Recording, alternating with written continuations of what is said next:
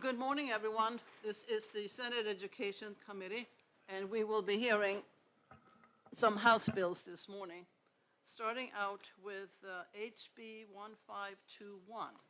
And I believe Representative Ladd, is he? Thank you. Is he the one presenting it? He was here. Yeah. No, I'm sorry. Representative Tanner has the first bill.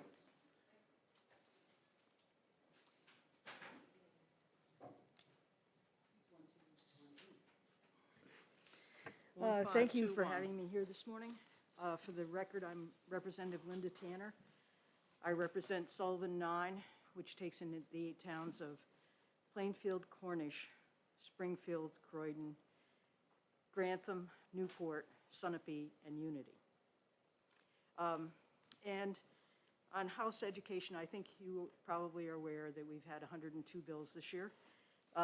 Yesterday, we were here till 5:30, and today probably the same, trying to get things execed out. So if people don't show up to support the House bills, please know that, it's because we're really slammed. My bill, this is the 4th term I've been in the House, the 3rd term on education. And the first 2 terms I was in the House on education, we all received a book, the New Hampshire Annotated Education Laws. This is probably half of what the old books were in size. And it was, I think in 2020, all of a sudden the books weren't available to us. And we're 400 people in the legislature, and we're a citizen legislature, and we have no office, no staff. So, for me, I'm a retired teacher, so I'm not a law person. So this book was invaluable to me. I could, it probably also age. I've got to admit that's part of it too. I like things in paper rather than on the internet. But even with the internet, if I were to look up a bill like 193E, which we did yesterday, I would have to go to the internet, look it up. I would only see that particular bill. And what I can do with this is that I get to, for example, the charter school section, and I can see, just kind of read through all the different charter school laws that are here. We also, if you go up to House Ed right now, you'll see most of us have our yellow books right on the desk. So as things are progressing in the committee, we're able to go and check it out. So they're really invaluable. Everybody on the committee really cherishes the books that we get. So when we didn't get the books, I wrote this law, or had this law written up for me, and came to House Education, sitting before them like I'm sitting before you, and maybe 5 minutes before I did that, all of a sudden a big cardboard box shows up with books. I said it must be the book fairy or something that all of a sudden showed up with the books. So we got them this year, but because it's inconsistent, I went through with the law anyway, or the bill, because I think it's very important for us to have this piece of backup for us. Like I said, everybody uses them, cherishes them, and the cost of the books, I know was listed as, I think, $10,000 or $12,000, something like that, from the DOE. Really, that's just a guesstimate. It's not something that I think is written in stone. And the other thing about this is that this is annotated. So when I look up something in here, I can see not only the law and read through the chapters above and below it, but I also see the annotations of the different ways that this bill has been amended and what years it's been amended, and it gives me history of the law. And again, as a person that's a retired teacher that had never really done much with law before, it's been invaluable. And we are a citizen legislature. So that's kind of my pitch, and it was voted, it was passed 16-0 in committee. People really got on it. We had a couple of people from the DOE who said they value their law books as well. You know, they value the annotated paper version of it. So I guess that's what I'd like to just propose to you. I'm hoping that you can support this and move this through for us so that when we come in every year, people that are elected, particularly in education, are going to have this booklet available to them. And I'll take any questions that you might have. Thank you. Any questions from the committee? Senator Hennessy. Thank you very much. Thank you, Madam Chair. Just a couple questions on the wording of the bill. I just want to make sure it does what you want it to do. So at the beginning of each session of the biennium, so do you know when the actual books would be available? Because I know that there's some sort of time lag between when OLS can get everything finalized to the point where it could actually go into a book. Right, and I'm not familiar with the publishing side of this. I mean, again, you know, I'm just here. But I think that, you know, certainly as soon as our bills go through and are signed by the governor and become law, they must be then cataloged. And I'm pretty sure that if people want to publish a book, I mean, I've done some things. I used to be a school teacher, so we would have different, you know, things that we would get published, and we could get them done pretty fast. So I don't think that's an issue. Follow up? So just my understanding that after they're signed, there is a significant lag between getting them actually in the right place, online, in all the formats that we need them. So I just want to make you aware that it might not be available at the beginning of each session. Also, I'm wondering why you added all superintendents. Is that a request of theirs? No, it wasn't a request of theirs, but one of the things that we're facing in House education, and I don't know if you're facing it in Senate education as well, is that there's a lot of pushback on public schools, superintendents, school districts, a lot of accusations about what they're doing and what they're not doing, and I feel that superintendents should have, we should make sure through statute that superintendents in each public school district have access to the laws, the annotated laws, so that they have the same information that I do, and also that they have access to the rules. Now, I think we also put in there that they could do it through digital format if they so requested. Thank you. Any other questions? Senator Khan, did you want to say something? How many bills are in the House this session on education? We have 120, I believe, that are coming through us. Yesterday, we exec'd about 25 or 30, I think. It's been pretty overwhelming this year. You know, we always have a lot of bills. I mean, in the past years, we've had 50, 60, but this is almost double. So you've served 3 terms. Does that, I mean, it sounds like an awful lot of bills in 1 year. Is that part of the reason that you are supporting introducing this bill, that the sheer volume of effort that's 103 bills is requiring that having this kind of reference is helpful to you? Thank you. I don't know how to put it. Even when we didn't have 100, I don't think the volume has much to do with it. It's more, you know, a reference book, and I know, you know, they put the reference books in the different offices, but you know, it's to be used here. It's not something I can take home. The House person, the research person that's assigned to the Education Committee, basically, in order to get any kind of research from her, we have to go through the chair. And, you know, that's to limit it, because, you know, there's one person servicing a lot of people, and they don't want to overburden them. And as far as the lag time between when the books come out and when we have them, you know, the time between the end of the session in June and the start of the new session in January, and during that time, that's when we actually look to bills that we'd like to introduce for the next session, that window in September.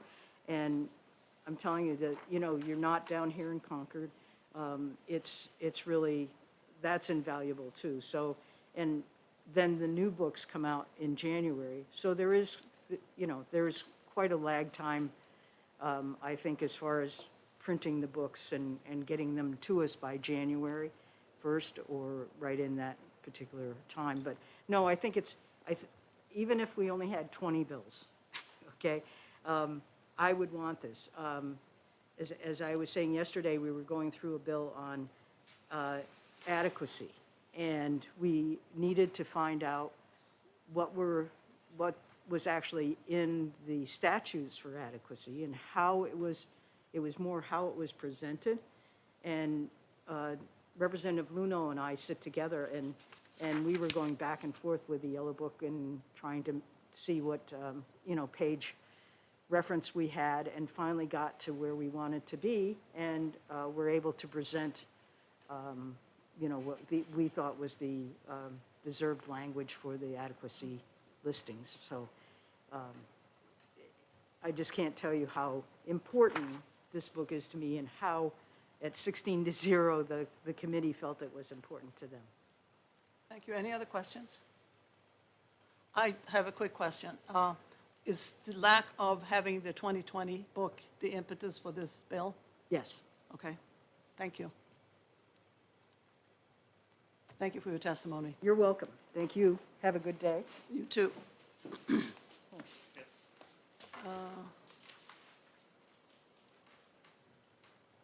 Did you want to say something? I have Representative Rick Ladd on this one. But do you would like to speak to this? No. Do you want to speak to this? No. Oh, okay, fine. Anybody else who likes to speak to 1521? Ms. Tanner? Since I'm here, I might as well talk to you. We had a study committee on this bill, which I was a part of, and we worked, it was a collaborative effort with all the stakeholders, and I think that what we came out with is an important bill. So I would urge you to support this bill as it is right now. Okay, thank you. You're welcome. If there's nobody else who wants to speak to this bill, close the, yes. I'll offer, answer any questions since the publishing end of. Okay, the publishing? Yeah, Good. that's all falls Okay. into under OLS. So, Great. except for that book, but I'll answer some questions because I know it's a very muddy area. Again, Dave Alaconis, Director of Legislative Services, and we are the ones that contract, not for that book, but for the creation of those books and for the codification. And we use West Publishing, which is part of Thomson Reuters. There's two big players, there's LexisNexis and Thomson Reuters, and those are the ones, Thomson Reuters is the organization that we contract with that produces those books. I have worked, over the past several years, what we're seeing is those books are going away. And I know I spoke with Education, the department, because Thomson Reuters did not want to publish that book anymore.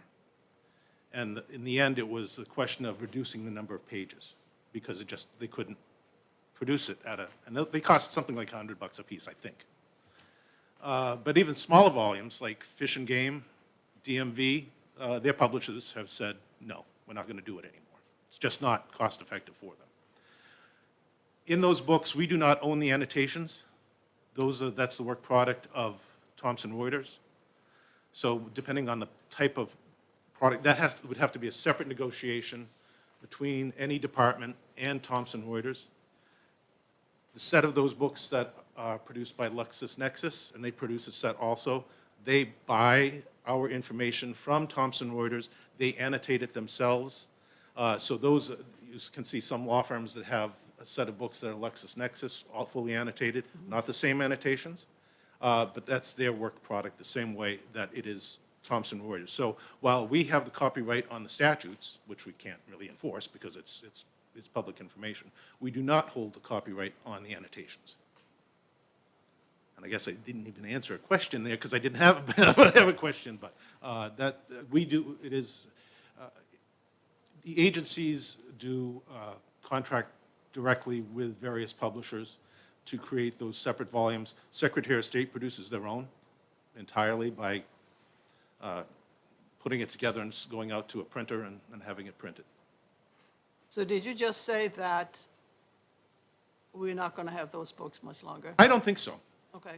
And knowing what some of the, with Thomson Reuters, we sell, for those hard books, and knowing what they sell to an extent, I don't know why they're in the business of doing that, and I hope they don't hear me now, because that's, we depend on that, but that's, they're going away. And I had the same discussion with my counterpart in Virginia, and he was having a hard time getting a contract with a publisher to do what they do. And I'm sure you know, there's more attorneys in Alexandria than we probably have in the entire state of New Hampshire that have those things on those shelves. And my last look on, you can kind of see what sort of volume our law books sell for Thomson Reuters, and it's somewhere south of the Dayton Building Code. So that gives you an idea of what, but where they do make money is on the Westlaw licenses. So that's all the online, our statutes online in the Westlaw database. Okay. Senator Hennessy. Thank you, and thank you for stepping up to answer our questions. So, ignoring the printed part of this piece of legislation, if the department were to give an updated link to the internet piece of legislation, when would we expect that to be updated by? It depends. And for instance, this year, usually veto day is in October, November. This year we had it in January, first day of session. So that last year's session did not end until after veto day. So our publishers couldn't actually do a lot of finalization because till after that, after the session was ended. And that was one reason, and I'm speaking a bit for IT because we have the new website that IT built for us and the new searches. And people were frustrated when they were looking up for the proposed legislation, but there was no proposed legislation for 2022, because at that point, we were still in 2021. And that created a lot of frustrations. I got the calls, which I quickly sent to Terry Puff and said, deal with it, because that's an IT issue. But we are at the will of the publisher, Thomson Reuters. I'm looking at trying to have the database updated, the files updated on a more frequent basis than maybe once a year in the past. And I'm pursuing that. Okay, thank you. And I've been told by the publisher, our editor, that it can happen, but again, there are limitations. Thank you very much. Any other questions? Seeing none, thank you. Thank you. Anybody else who wants to speak to 1521? Ms. Fenton?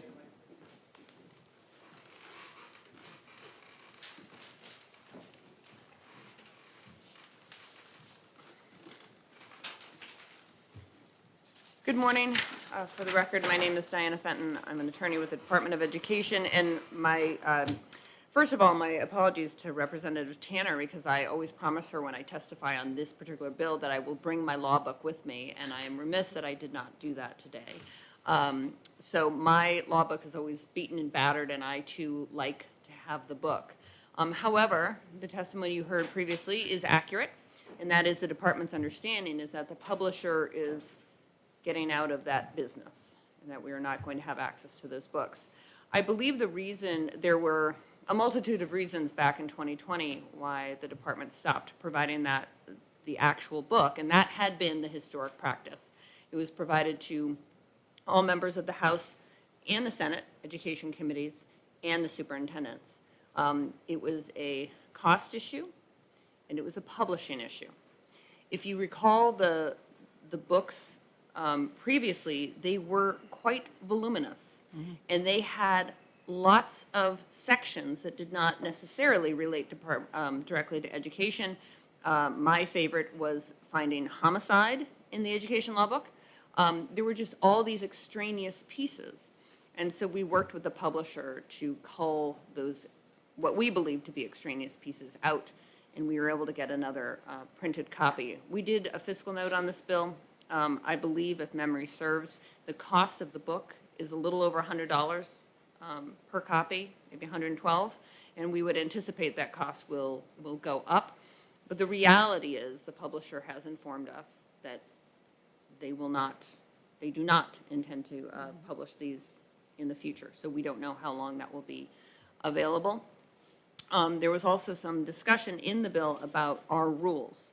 Our rules are on the website, and they are available through various links. There are some portions of our rules that we will publish. For example, the minimum standards have been published in the past, and the rules, the code of conduct is a published document. But given how many rules the department has, we do not undertake that on a regular basis to publish those rules in their entirety. I'm happy to take any questions. Any questions from the committee members? Senator Hennessy. Thank you, Ms. Fenton. Thank you, Madam Chair. How hard would it be to have just a link to a Google Drive of where you keep your rules? I mean, obviously, they don't have access to change anything or whatever, but you have to have some sort of online database of your rules. Yes, Okay. and we do. We Okay. can access those. I access them through the Gen Court website, but I believe that they are on our website as well. Follow up? Follow up? So you do have them online? Yes, that's how I access our rules. Sorry, I misunderstood what you just said. I thought you said you only put I online. personally access them through Gen Court, the Gen Court website. That's what I do. I just need some clarification. I thought you just told the committee that you only publish certain pieces of the rules. Publish them in terms of an actual Oh, okay. paper Sorry. copy. I take that's publish as like e-publish. No, I really Print appreciate the I appreciate the clarification, and I apologize that I was not clear. All of the rules are available electronically. They are published through OLS, I believe. That's all in our Yeah. purview as well. The department will sometimes produce paper copies of the rules, which have, some people have requested over time. We do not do that as a matter of practice just because of how many rules that we have, and each section of rules has a different expiration date. So I appreciate your, the opportunity you gave me to clarify that. But yes, all the rules are available electronically. Senator Khan, did you have, I see your light on? I access the rules in the same manner that Attorney Fenton does, and it is, I'd add is, it could be more easily accessed. But it's a few layers down, and one can find it. I'm not sure if there's a question there, but I would agree with There's you. not. There's always room for improvement, and we appreciate the opportunity to do that. Any other questions? Yeah, I will, the only question is that if you can carry back to your folks that during this hearing, there was interest in being able to access those rules more, with a more direct link from your homepage, if that's possible. Oh, that's absolutely possible. And with all sincerity, we are always working to improve our access to the public. We serve the public. We are a state agency. And so we are always looking at ways to make that access easier and better. That is an ongoing process. And we would never, I promise you, we never have a meeting where we say, well, we're perfect, nothing left to do here. And if you've ever met my boss, he's always looking to serve the public better. So I appreciate that feedback, and I will certainly make sure that message is received. Thank you. Any other questions? Thank you very much, Attorney you. Fenton. Any other comments from the public? If not, I will close the hearing on 1521. The next one we have is 1218, House Bill 1218. Senator Khan? The what? Okay. Senator Khan will introduce that for Representative Ladd.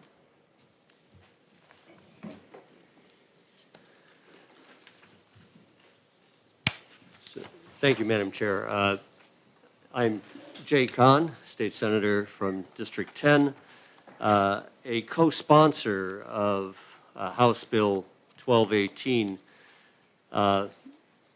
which is relative to the merger of Granite State College with the University of New Hampshire.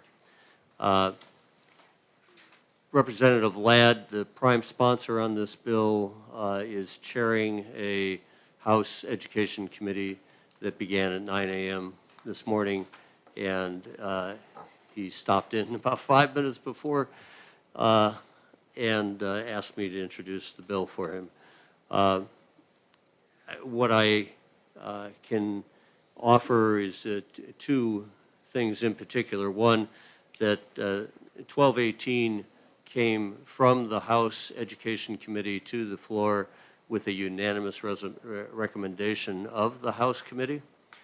And second, that I was present for the university systems presentation to the higher education, public higher education oversight committee, which was last fall. It preceded that discussion with the Oversight Committee preceded the introduction of this bill. That presentation, which the Chief Operating Officer for the university system, Ms. Provencher, who's sitting here and will have much more articulate comments, I'm certain,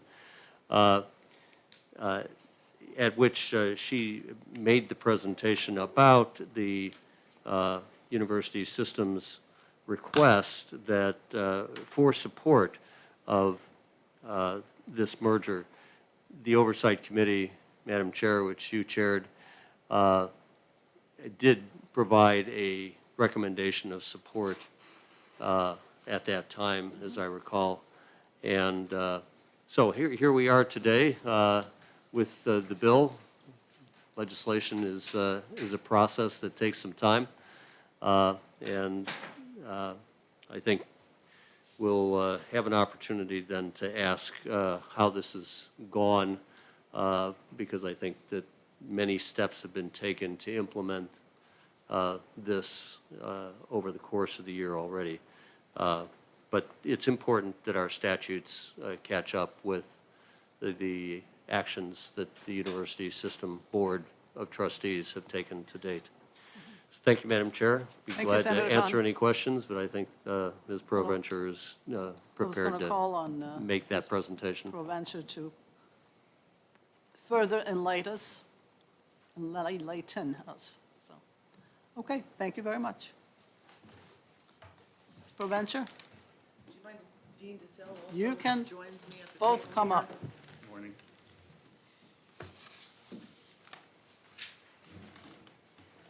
Good morning, Madam Chair, members of the committee. For the record, my name is Catherine Provencher. I serve as the Chief Administrative Officer and Vice Chancellor of Finance for our state's university system. And Dean Mike DeSalle is with me this morning to talk more about the work that we've been doing relative to Granite State College and the University of New Hampshire. You're likely well aware that the former president of Granite State College left the university system last fall to become the chancellor of the community college system. And you're also likely aware through hearings, I think last session, that the university system has been focused on how we can think differently about the structure and the delivery of higher education in the Granite State, because we're facing some pretty strong headwinds in the future, in the coming years, demographically, expectations on how our students sometimes want their education delivered. And so we're looking for every opportunity to do just that, rethink the way we operate.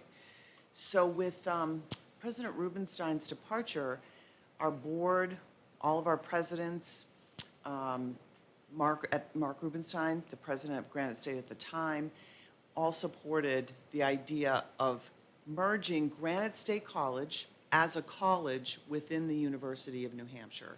So the legislation preserves the name of Granite State College.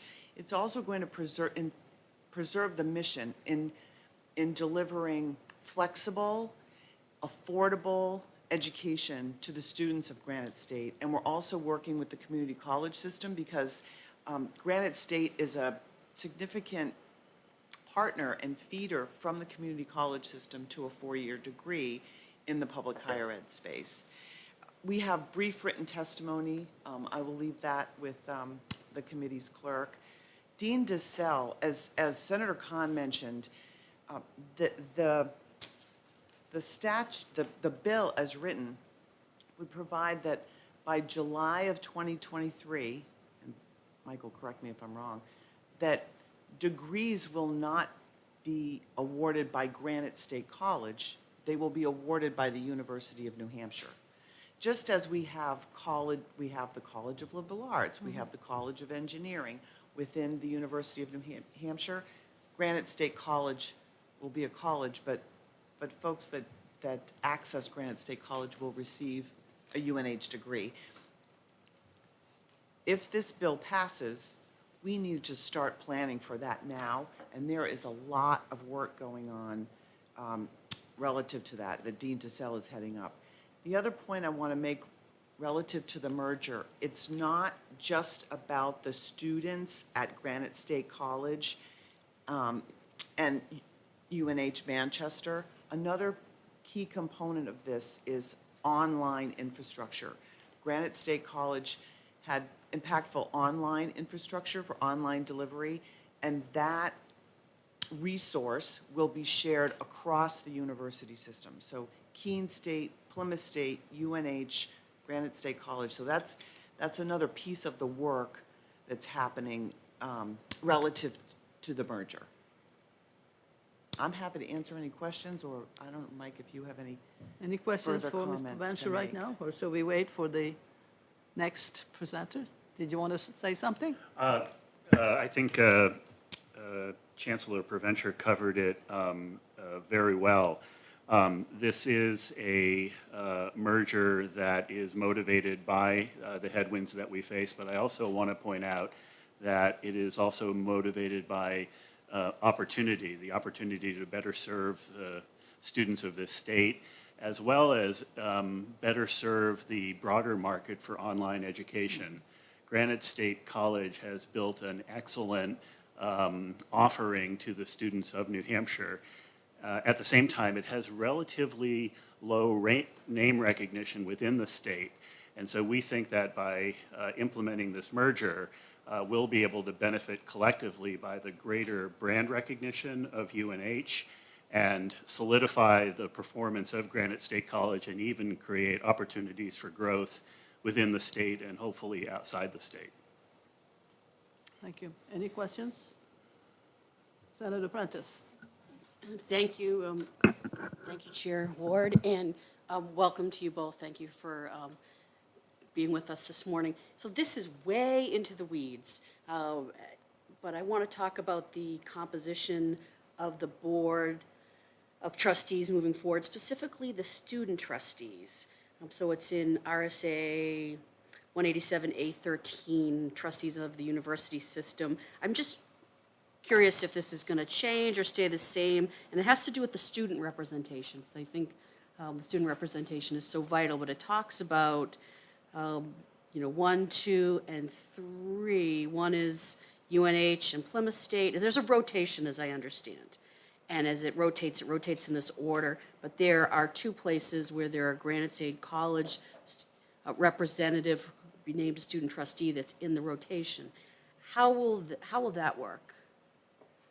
Do you think it'll stay the same, or I if it's believe, merged Senator, in? I believe, Senator,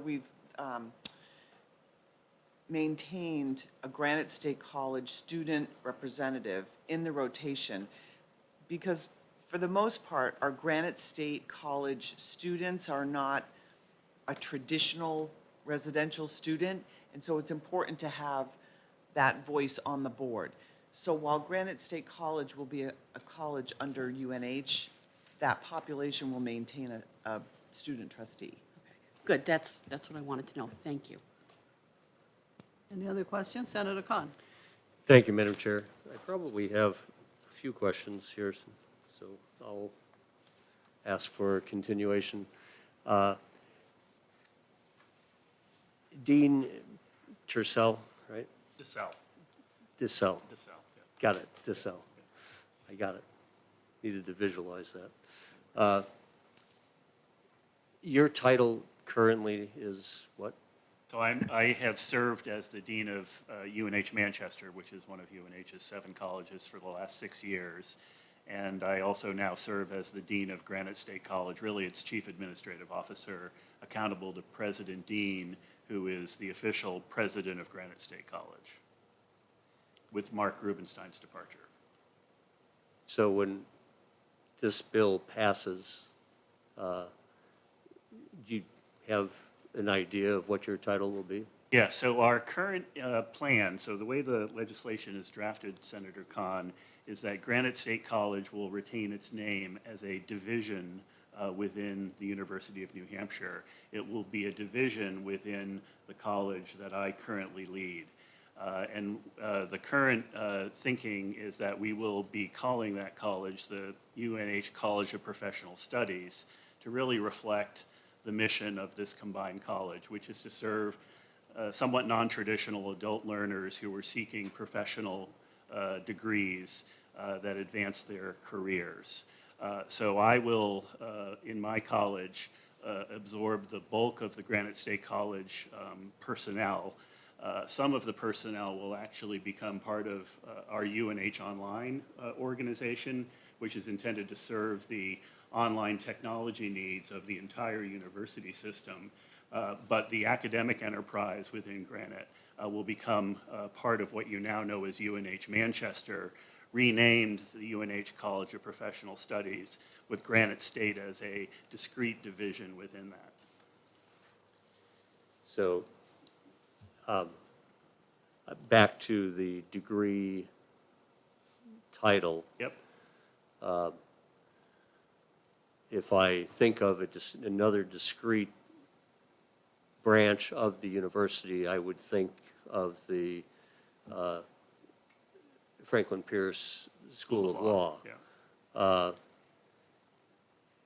And now I'm trying to visualize, I believe Manchester has a designation on a degree.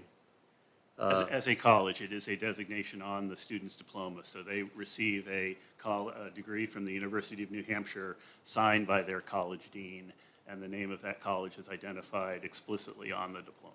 Yeah. So just take us through then. The College of Professional Studies will have, what kind of degrees will the college be offering? It will have all of the degrees that it has today. So today, Granite State College confers associate's degrees, bachelor's degrees, and master's degrees. All of those are offered as online degrees. UNH Manchester, the college that I lead, confers a small number of associate's degrees, although we've been trying to scale those back in favor of degrees being issued by the community college system of New Hampshire, bachelor's degrees as well as graduate degrees. The difference at UNH Manchester today is that the bulk of our undergraduate degrees, in fact, the entirety of our undergraduate degrees, are offered in a residential format, in a face-to-face learning format, where our graduate degrees are a mix of face-to-face and online. And so by coming together with Granite State, we will have a much broader, richer set of academic programs to offer, but the degrees that we will issue will remain the same. And those will be, just give me the title on there. I mean, that's part of what we do here, Yeah. right? We grant you the ability to grant degrees. the degrees from the University Of New Hampshire. of New Hampshire, Yep. dash, Manchester, You know, the inclusion of dash, the name of the Granite, college dash, is. Granite State. Yeah, That's what I'm asking. It's really a stylistic thing that we do on the diploma. On your transcript, you are issued a degree from the University of New Hampshire, a full stop. So we do not identify an alumnus as being a part of a college officially. Your degree is from UNH, period. And absolutely, Senator, the legislation provides the authority for the University of New Hampshire to award the degree, not the College of Professional Studies. The University of New Hampshire is awarding Is the the degree. awarder.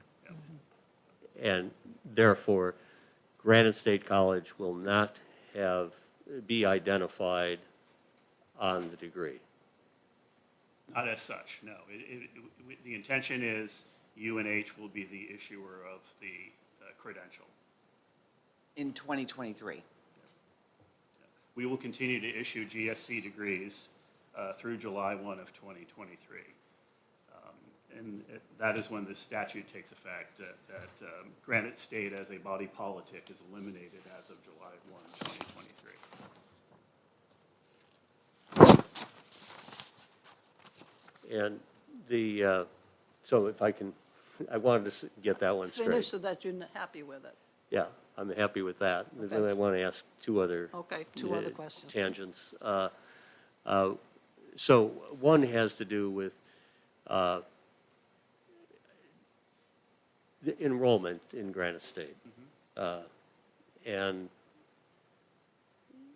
it had been running ahead of the curve for a while. And I'm curious, what's happened since?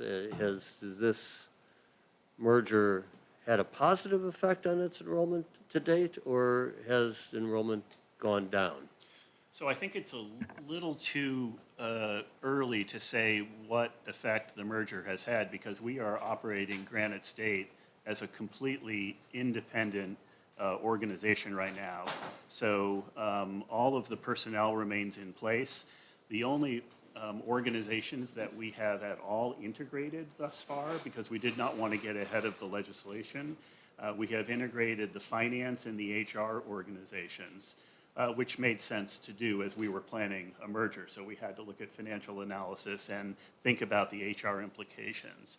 But Granite State has continued to operate independently. It's using its own brand name. And it is a financially stable organization. It has run positive margins for many, many years, strong percentage performance. I will quickly add, though, Senator Khan, that it has seen a shallow decline in credit hour demand over the past 5 years. Think of it as a proxy for enrollment. So it is. It has declined year over year over the past several years in terms of the number of students that have enrolled, but they've been able to manage their cost structure in a way that allowed them to maintain, net positive operations. So as I said in my opening remarks, we really do believe that there is tremendous opportunity in the online learning market, and we hope to bring the greater presence of the UNH brand to bear to allow a reversal of the declines that we've seen at GSC. Thank you. All set? No. Sure, sorry. Two other things. One has to do with the financial disclosures for Granite State. It has been very easy to identify a positive margin, as you indicated, for Granite State. And I wonder how you envision this in the future. Is it going to be visible to a legislator to see that net positive margin, operating margin for Granite State, or does that dissolve come fiscal '24? Senator, I believe it will be absorbed, like in the audited financial statements, when we break out by institution, Granite State will not be separately identified in the audited financial statements after this merger. We can always provide, upon request, financial activity by college, but it will not be separately identified after the merger. It will become part of that breakout in the audited financial statement for the University of New Hampshire. Yeah, and I do want to add, even today, all colleges of the University of New Hampshire do have internal financial statements. They're not subject to external audit because they're synthetic at some level. The only statements that really matter are the UNH and system level statements. But we construct financials all the time because we want to be held and understand where we are fiscally as individual colleges. And so Granite State, being part of this new college, will be measured, and I imagine we will implement ways of looking at Granite State as if it were continuing as a separate entity. I think that will be important to make sure that the health of Granite State within UNH is being maintained, if not being enhanced.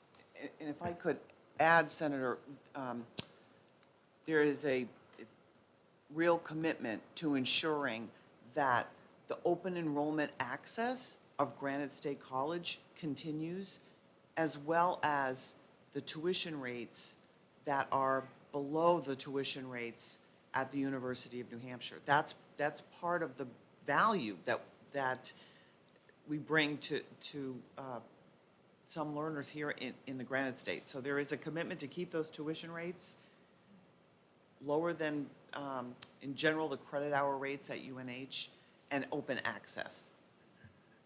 And just to give you some numbers, to give you a sense of the order of magnitude of what it is we intend to maintain, the retail credit hour rate at UNH is on the order of $700 a credit hour. At Granite State, for an in-state student, it is $314. And the nature of a Granite State student, that is a very important number to maintain, not only for the sake of the student, but in the market for the competitive market for online degrees. When we look at our comparatives, such as Southern New Hampshire University, that is the price point that you need to be at, and you need a cost structure that supports it. So we need to maintain both the price point in the market, and we need to maintain the delivery cost structure of Granite State as part of UNH, and we intend to do that. Very good. And One more?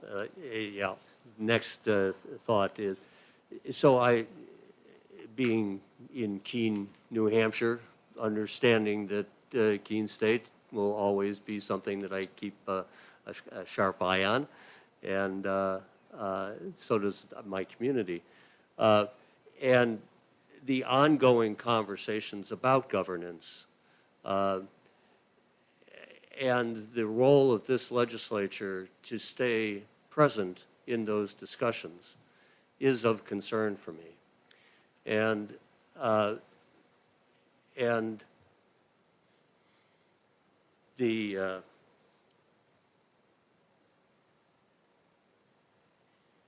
think it's really important that as you go forward, that there aren't disconnects, because as this rolled out in advance of the legislation, and I hear the implementation date, but as far as the public marketplace was concerned, this was ahead of the legislation. This legislature this last year did not agree with a consolidation across systems, and expressed interest in wanting to be kept informed of any further consolidations. So I want to just convey that the legislature should not be blindsided by actions and ongoing conversations that it is not aware of the directions, and that we are partners in those decisions. Thank you, Senator. The representative Ladd and Senator Jim Gray are on our board, and they provide a healthy, informed dialogue on the board. And I wanted to make this committee aware of actions my board took last week when we were kind of wrapping up here. Our board unanimously moved on Thursday to name President Jim Dean of UNH also as interim chancellor for the university system. And the motivation behind that decision was we continue to be in a state of transition. We continue to reinvent much of the work that's done across the university system. And the next wave of work will be evaluating and assessing, sharing what I call student-facing services. How can Keene, Plymouth, UNH share student-facing services across the enterprise, whether it be financial aid, bursar, academic programs. So President Dean will lead that effort, certainly with significant input from President Treadwell at Keene State and President Burks at Plymouth State, but he will oversee that work. So he has been named, and again, the reason it's not permanent chancellor, we recognize that legislative action needs to happen relative to the president of UNH and the chancellor being one and the same. This is an interim step. In the motion, it will be evaluated or reevaluated no later than June of '24, 2 years. Because again, this is an iterative process as we think through what the future holds with the extreme competition that we're going to be facing and changes in student expectations as well. What's that? Any other questions from the committee? Thank you very much. Thank you. We very much appreciate your time, your questions, and your hopefully support. It's good you can provide the answers. Anybody else who wants to testify on this particular bill? If not, I'll close the hearing on 12:18. And we'll move right on to the next one, which is House Bill 1653.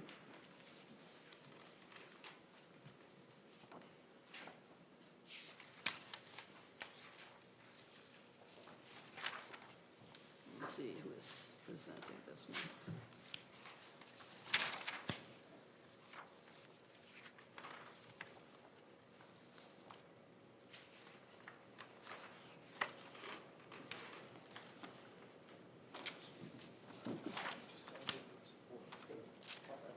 I guess Representative Roy is going to introduce this bill. Welcome. Good morning, Madam Chairwoman and members of the Senate Committee. I am here to introduce this bill today. Speak up. I am here to introduce this bill today, and I'm going to defer to the state veterans to be able to speak to it. I submitted it on their request, and if you don't mind, I would defer questions to them. Okay, thank you very much. Let's see, this one here is.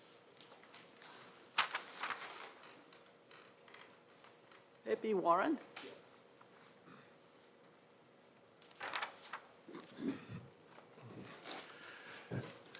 Good morning, Madam Chair, members of the committee. For the record, my name is Warren Perry. I'm the Deputy Adjutant General for New Hampshire's Department of Military Affairs and Veteran Services.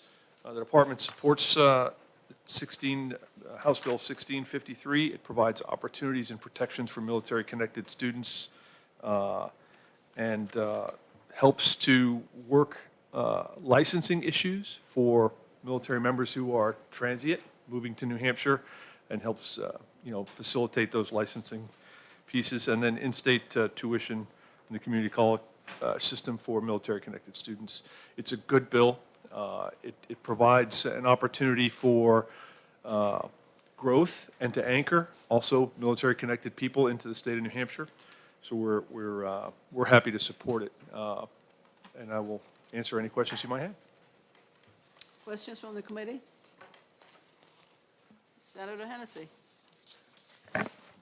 Thank you, Madam Chair. Thank you.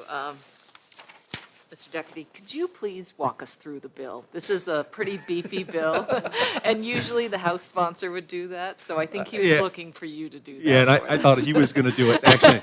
So I feel a little bit on the spot, so I'll do the best that I can, Okay, right? thank So, and we can just go down through the bill and the best we can. So the first piece is is being called to state active duty. And so in this state or any other state. So currently there are provisions for Ucera Protections when soldiers, airmen, members of the military are mobilized in support of operations. Generally, those protections are limited to federal mobilizations or activations. So what this does is it also adds those protections in Ucera for members that are activated in state service. So, for example, we have about 29 people currently in state service augmenting the Department of Corrections at the facility. And Ucera, those reemployment rights would not necessarily automatically attach reemployment rights because they may have lost their jobs because of their military mobilizations.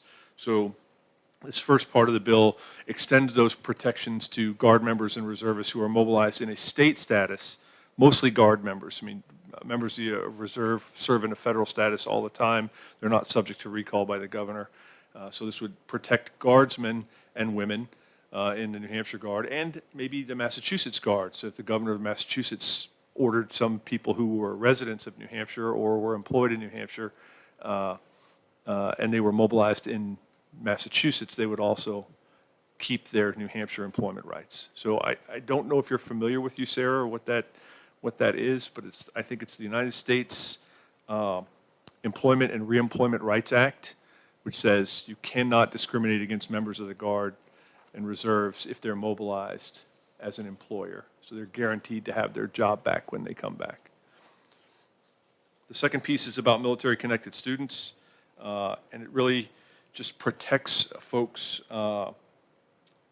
in their academic courses if they come to New Hampshire. So for example, in 2011, I was moved to New Hampshire as a regular Army soldier. So I was posted in New Hampshire to be the Inspector General for the state, for the National Guard, and I was not a resident of the state of New Hampshire.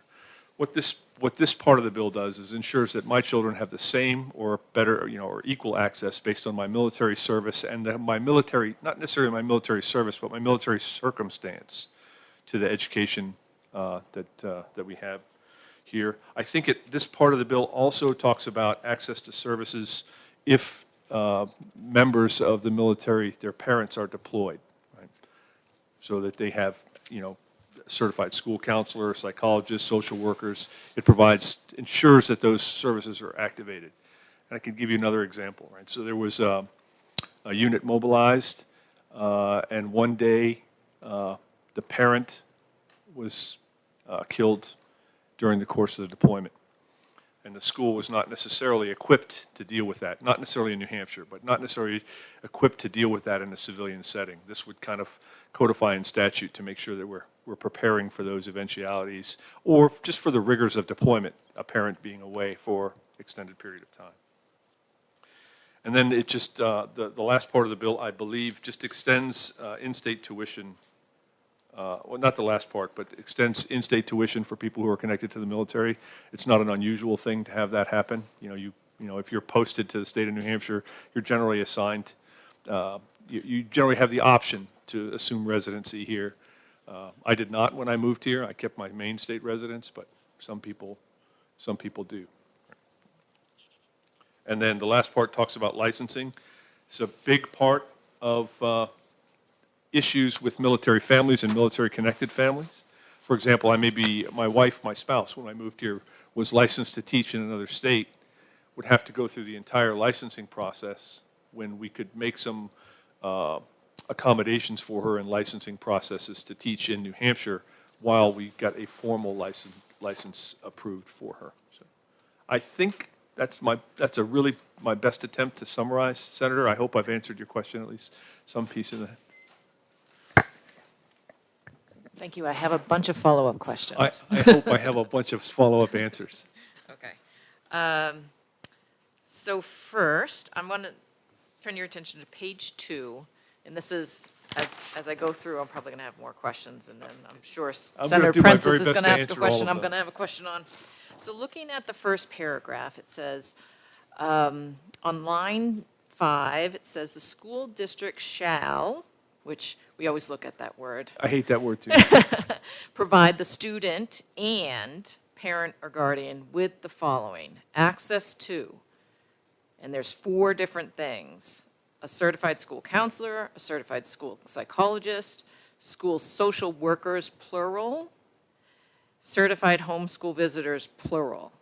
So the way this is written, the school district has to provide not only the student, but the parent or guardian access to all of those 4 things, some of which they may not have, but, and some of them are plural. So is that the way that you intended it to be written? So, no. So Okay. I'm going to say I didn't intend it to be written at all. So Oh. that's the first piece. Oh. So certainly there are, I would assume that the sponsor would be amenable to amendments. I think the intent when the bill was drafted was to make sure that those services were available to the parent and the guardian. I think the language of the, and I don't know if that meets the intent or doesn't meet the intent, and certainly I'm dancing around the question, right? But I think the intent is to make sure that whatever services the school has available are provided to these military-connected students in the event that they need them. That would be my best answer. Thank you. You had several questions. I thought I'm going to let Senator. Okay, Senator Khan? Well, I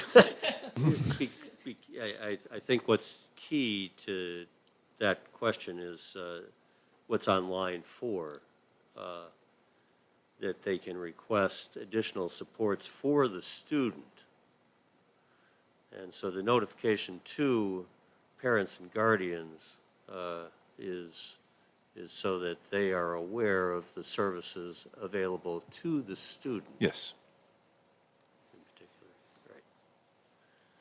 I think that would be a good reading of the language, Senator.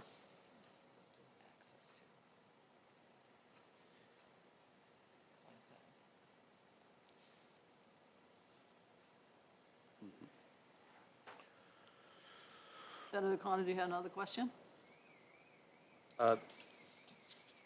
No, I'm glad that this has a fiscal note to it, but I agree with you that this is not like, what I wanted to make sure that we understood is that tuition will be charged by the community college system or the university system at an in-state rate to any military dependent that seeks to access those resources. Yes. It's not like this is It's not new. It's not a waiver. No, that's correct. That's correct. This is not a waiver. The waiver is, the Educational Assistance Program in 110B is separate from what this, if that's what you're getting at, Senator. I am, and that That's- this this is is- not an extension of the This is waiver not an extension of that to waiver. Other relatives. No, I don't see that at all. And we're very sensitive to that waiver, right? Because it's a very valuable tool for the National Guard of New Hampshire. This does not eat into that waiver. We would have had a different discussion if it had started to imply those things. There is another bill pending in the Senate to allow, and if you indulge me, talk about not this one, allow the soldiers and airmen to transfer their waiver benefit to their spouse, but that's not this either. This is in-state tuition rates for military-connected dependents. Thank you for the clarification. Did you have other questions, Senator Hennessy? I'll hold on, thank you. You all set? Senator Connor, you all done? Senator Prentice? Thank you. Thank you, Madam Chair.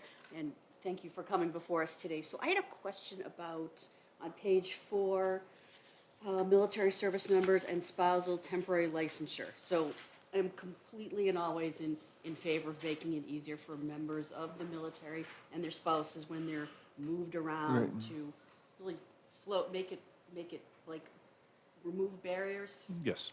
okay, and make it as seamless as possible. What I want to know, is it specifies in here the Office of Professional Licensure and Certification.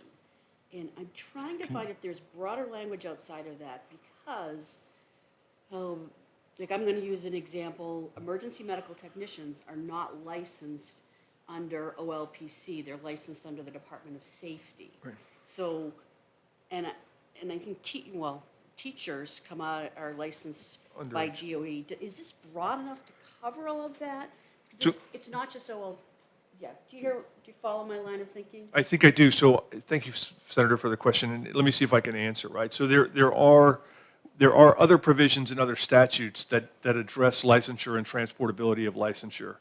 There's the Emergency Management Technician, the EMT Technician Interstate Compact, which deals with some of that licensure. So, huh? The Interstate Compact was repealed in New Hampshire. I thought they did not repeal it.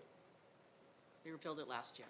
I thought it came, I think it came back. I thought it was. Okay, I'll check, but. Let's just just- in case, yes, let's yeah. say that it wasn't in place. There wasn't, well, I'm 'Cause sorry. there was a provision in there. Yes. To move the members of the military and their wives, Right. and their husbands and wives to the top of the list. So if that's not in place, what does this do? So well, then it will only do what the language in the bill says, clearly. But there are, like I said, there are other provisions in other parts of the statute. I know we work very closely with the Department of Education and their licensure piece there. We, in the 2 sessions ago, there was the Veterans Bill of Rights was passed, and we recently hired a Mr. James Roberg, who is working all of the licensure issues and the transportability of licensure issues. So I would think that this may be limiting, in your view, just to what OPLC manages. It may be, but there are other provisions, and we are working in other places to get that done. So I think that's the best answer I can give you. in That's that. good. I just want to make sure that it captures Yes. any entity that issues a license in the state. Thank you. Yes. Any other questions? Senator Khan? I know, I just take it from that conversation, you'd be supportive of an amendment to this If it was bill. to make it bigger, yes. That was broader than what this states. Thanks. Senator Prentice, did you have? I want to get Senator Hennessy back into the rotation. You're good? Okay, so, thank you, Senator Ward. And one more question, page 1. And it's so, it says, National Guard, employment protection, this is line 1 and 2. Employment protection for members of the National Guard, State Guard, or militia. So, I'm sorry, I would like to know exactly where your point on page 1. is it page 1? I just want to make sure I'm there. You said line 1. Oh, there it is. I found it. Thank you. No problem. So, is militia considered an equivalent to, and I honestly don't know this, I'm just, when you see the National Guard and the State Guard, and the militia, I mean, all, these bodies are all built of citizens who join, and, take up and work on protecting, our residents and obviously residents of other states. But I briefly Googled, thank God for Google, militia, and it talks about a force, that could be raised from a civilian population to supplement the regular army in an emergency. So So how does that work? that's a really good question. And militia is one of those words that we always hiccup on as well, particularly in the National Guard part of the department. So RSA 110B defines the militia as every able-bodied man in the state of New Hampshire above the age of 18, I believe, subject to recall by the governor. And this is old language in the statute, right? think Old language in the yeah. statute to defend against insurrection against the state. Right now, there currently isn't a militia. in that definition, right? There's not a standing militia in that definition in the state. But I would, if you're Googling, and I can't Google while I'm testifying, so No, I. you're fine, I'm just pulling up the statute. But in 110B, it defines the militia as, actually it defines the militia as the National Guard, Air, National Guard, Army, and then the governor has the authority, I believe, in 110B. You're gonna prove me wrong, I think, when you No, get it maybe Googled not. up. You're good. So every able-bodied man above the age of 18. So, and it does, I think it does say man, believe it or not, so I apologize for my gender, slur. So, is it there, Senator? Resident, it says resident, so they fixed that, so then I apologize for messing it up. So, to my way of thinking, the way the rest of this statute reads, so if you go to where it says military-connected students on page 1, lines 17 through 21, that would be a more apt definition of those who would qualify for these services, right? And the word militia would confound the statute, in my opinion, right? So striking the word militia from line 2 would be okay with me. But again, I didn't draft that language. Maybe OLS put it in there because that's the way the statute reads in 110B. I can't speak to the intent of how it got in there. But I would, to my way of thinking, striking the word militia from line 2 would clarify who qualifies for the bill, for the services. Thank you. Got my eye. Senator Hennessy. Thank you. So there's a lot of words in this bill, so I just want to go over another section that's confusing to me. On page 3, if we look down to line 22, it talks about the dependent children of a member of the active uniformed military service of the United States. It says that these children shall be eligible for admission to the school district of their choice, regardless of the capacity of the district. And I'm trying to understand this section, and please correct me if I'm wrong, but the way I read it, it says that the child can go anywhere in New Hampshire, In the state, that's the way I understand the statute. regardless of where they're living. That's the way I understand the wording in the statute. And why is that a request of your department? That was not a request of our department. Okay, thank you.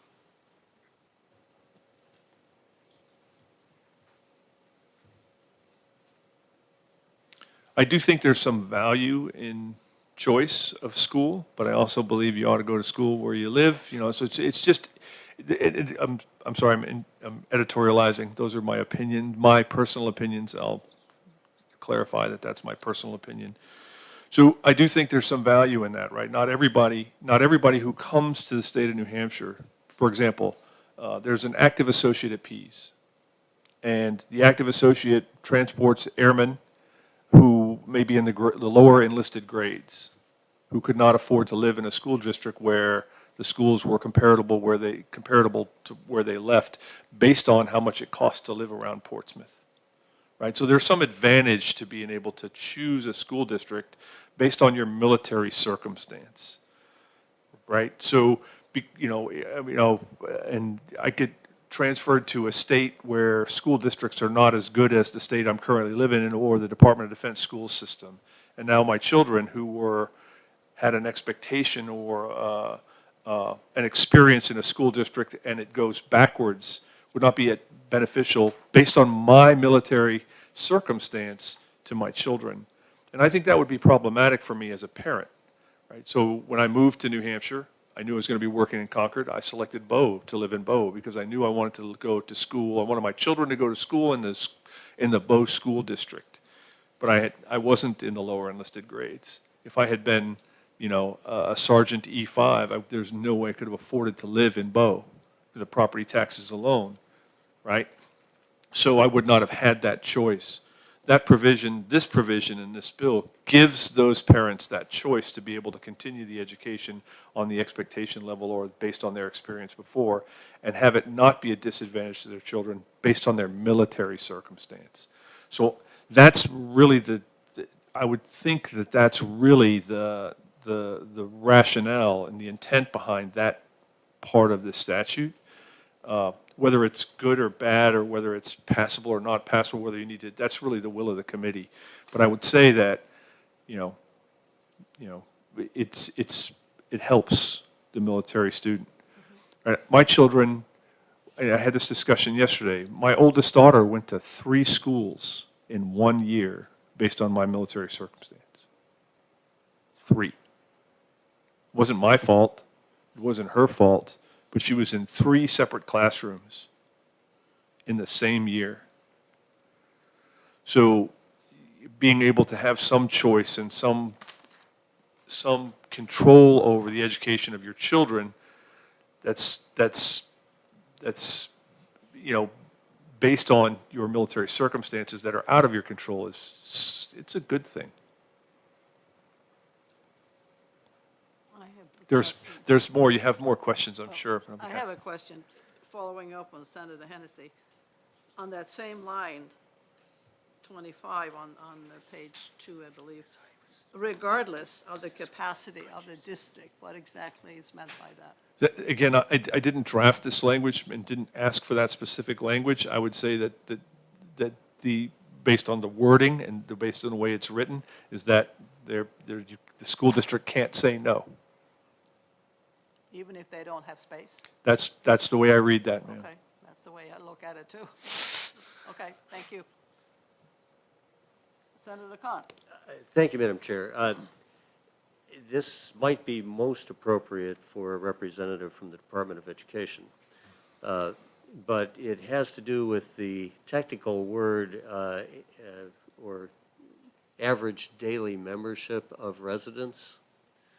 It's one that this committee has wrestled with, but it is the funding mechanism to the school to make sure that that student who might be an out-of-district placement, but not necessarily approved by the State Board of Education, is in fact counted and eligible to be counted in the average daily membership for funding purposes of the district. I'm sure you have no objection to that, but you can see where I'm going, is that the person might not be a resident of the district necessarily, but attending that school, we need to make sure that that school gets credit for that. I think I understand the concept of average daily resident. Yeah. It's a new term to me, but I understand Yeah. because it's how we pay school teachers and buy paper and textbooks and all those other things. So I understand it. So I would have no objection to making sure that it would be ludicrous to think, Senator, that we're going to give a mission to a school district without providing the resources. And if the average daily resident is the calculation by which we do that, that makes sense to me. I think I've understood your comment. Senator Khan, what is that, what are you referring to? What page and what line? It's on page 3, and it could be covered in the top of the page in section, or in paragraph 3-A, Oh, okay. which defines the right of attending a school district, and it's in the same section that Senator Hennessy was pointing out as well, the new paragraph 7 on the same page on line 20 through 26. Thank you.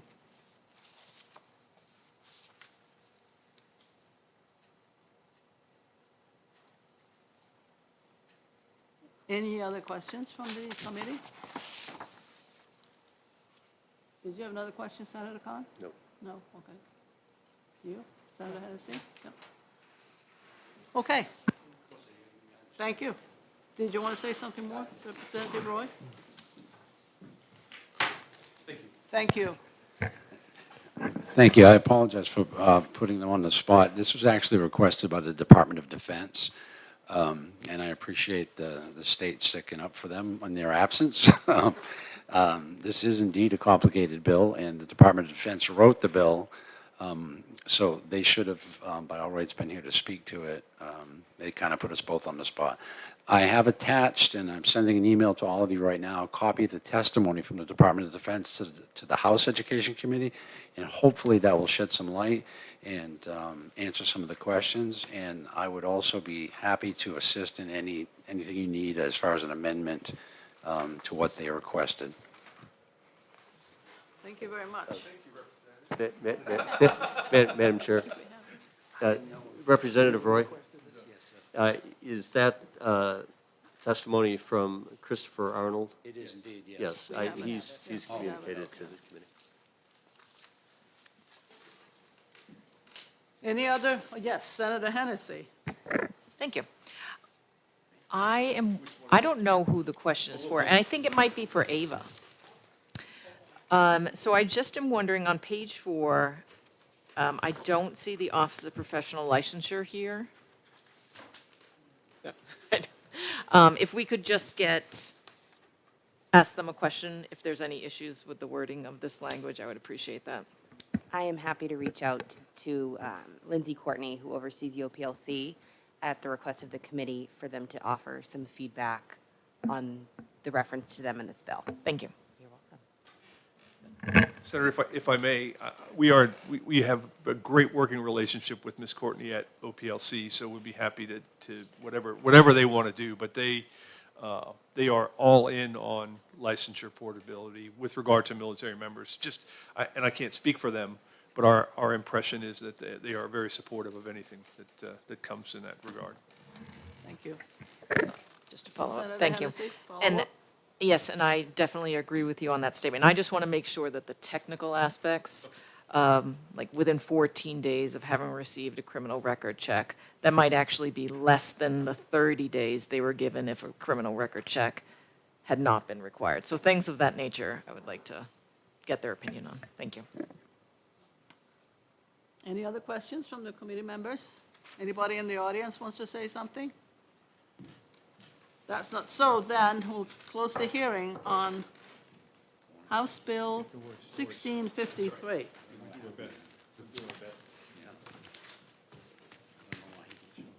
Now we take on the next one, which is House Bill 1575. Representative Roy. Thank you, Madam Chairman and members of the committee. My name is Representative Terry Roy. I represent Rockingham 32. I am here today. This one I can speak on. I wrote this one. This is a simple fix to something that we passed last session that allowed for tuition waivers for 100% disabled veterans. What we realized, for the children of 100% disabled veterans, what we realized is we kind of left something out. If someone is so severely disabled that they're unable to work and afford tuition for their children, there's also the possibility that they would die before their children would be able to take advantage of that. And the way the bill was written that we passed, it did not allow for that. So all this correction is simply 2 sentences, one for the community college, one for the state college system. It just says if the veteran dies prior to them being able to take advantage of that, and he's a resident of New Hampshire at the time he dies or she dies, the children can go still take advantage of the tuition waiver program.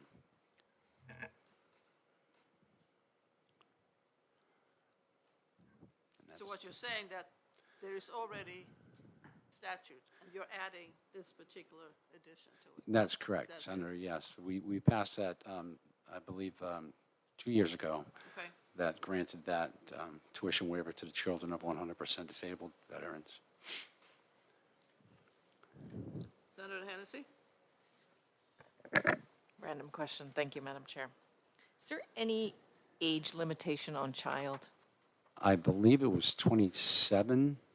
Was it? Oh, he left. It was either 26 or 27, I believe the statute says. We Thank you. capped it out. Thank you. We were worried about adults coming back trying to get their master's degrees and stuff.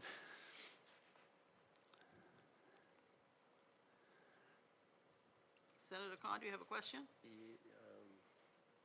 Want to get it back.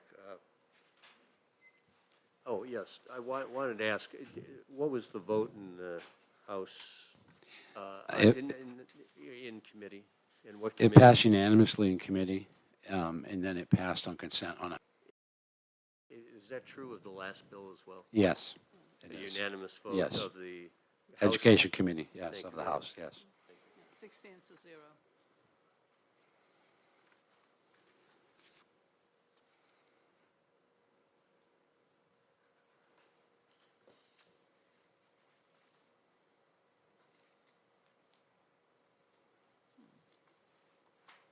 Look at the amendment. The amendment that was offered in the House was to fix it so that because it didn't cover the community college system as written, it just had at the suggestion of the state community college, that amendment was drafted, so that they would be included as well.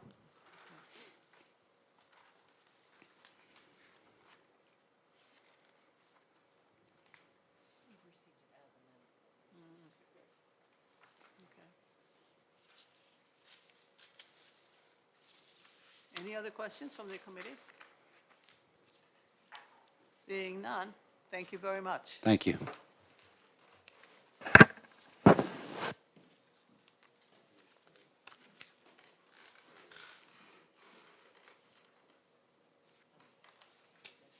That concludes the public hearing on House Bill 1575.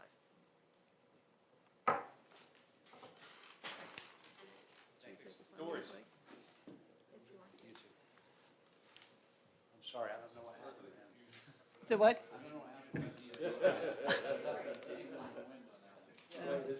You all did pretty good, though. And I hadn't read.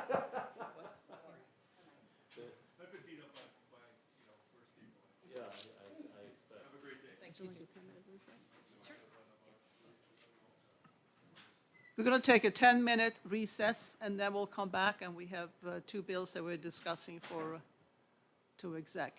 So come back at 20 of 11.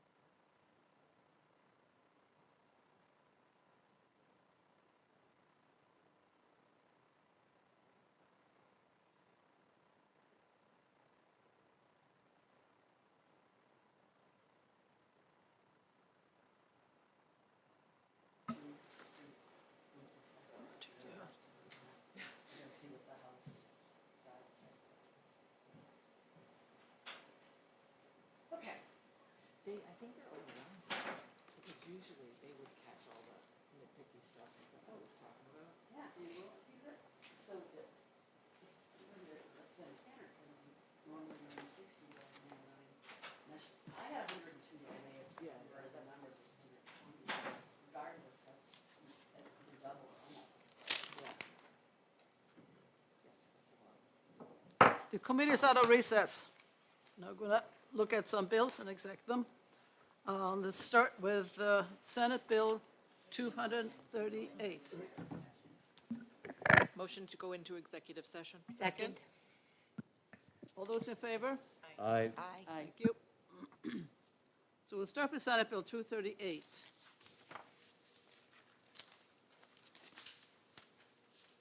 And I'd like a motion on the bill. I'll make a motion of ought to pass with your amendment. Thank you. And second? Second? Okay. Let's talk about the amendment. The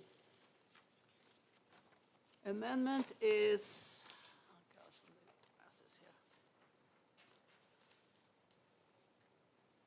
here? 0917S. The bill has to do with the understanding, or have a memorandum of understanding between the sending school and the charter school regarding the disabled child's treatment, education. And we have gone back and forth a couple of times on this, and last week I talked to Attorney Fenton, the Commissioner Elblut, and the representative from the charter school, and we worked on an amendment, and what you see in front of you is the amendment. Both the commissioner and the charter school representative are happy with it, and I would like to have a motion to have the amendment pass.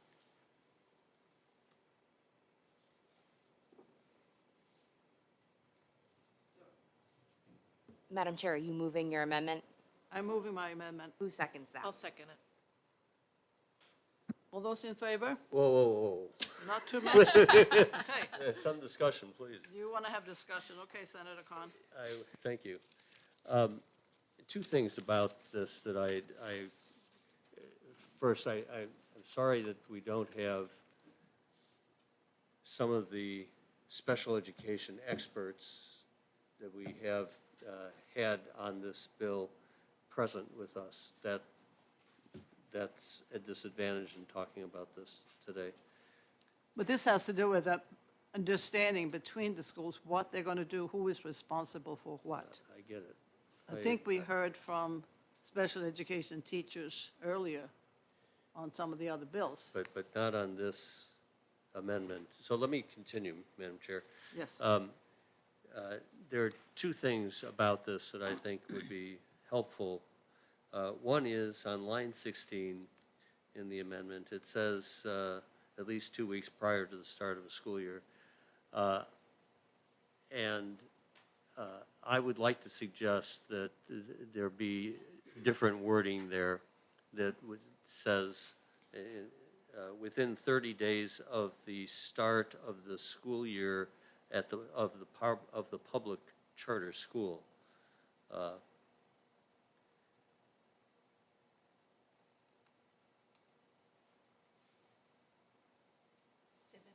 Within 30 days? Within 30 days of the start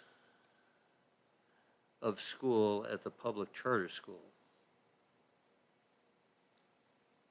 Okay, so if you have within 30 days, you could essentially have a meeting 2 days before the school start, right? You could have it 3 weeks into the school year. I think that's what students in the public schools experience. That is, IEPs are not settled on, particularly for students that are not part of the school in the previous academic year, are not settled on prior to the school year. It's a very common thing. So I think we want to pass this today without, I mean, I asked people, how workable is that? And that's what they came back to me with, so. It is in Okay. fact what the department issued as guidance for the start of this academic year. Okay, let me ask, if you have a child with an IEP already attending a public school, and now that child is moving over to another school, it seems to me that the IEP, the program, everything else should be already taken care of. It's already there, right? No, because the resources would be quite You different do from that school to every school. single year? The resources would be different at each school. I don't think it's workable. I think there are teachers that, and special educators who don't even have, they're not even under contract to begin their work before 2 weeks prior to the school year.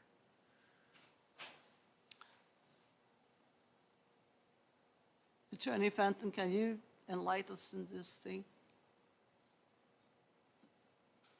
I mean, Senator Carney is saying that the resources are not there. And some of the teachers are not even hired. So having a meeting with the sending district and the charter school on a child's IEP is unreasonable if you ask for it 2 weeks before the school starts?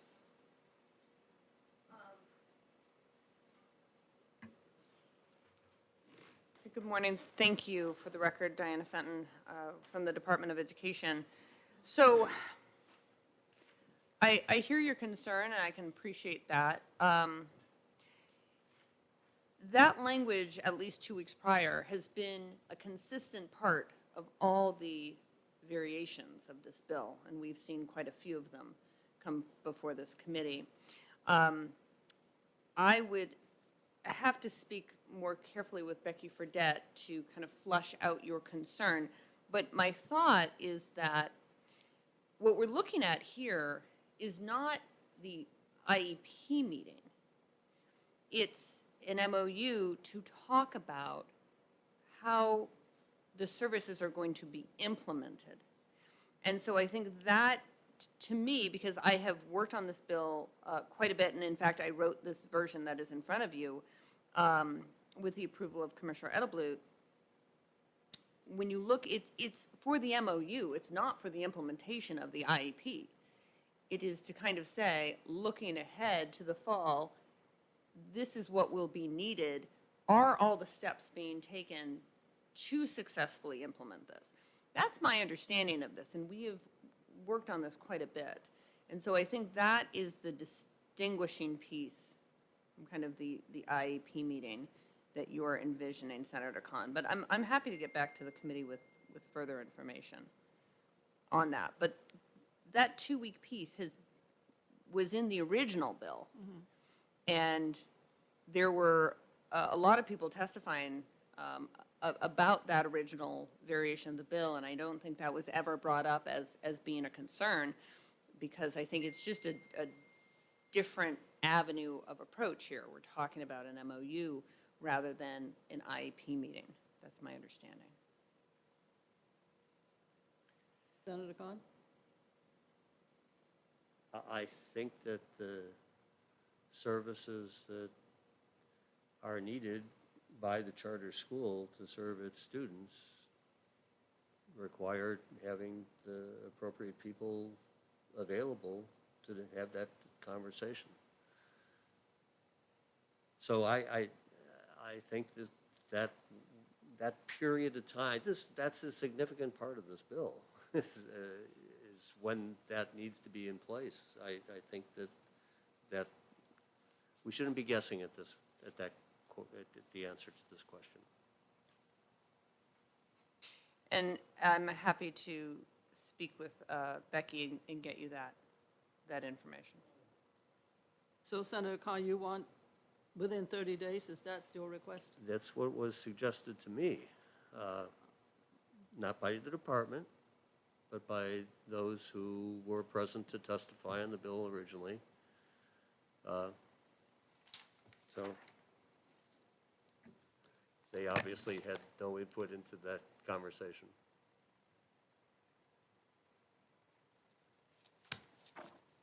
If that's a question to me, no, No. I wrote it at my desk all by myself, and that's usually what they pay me to do.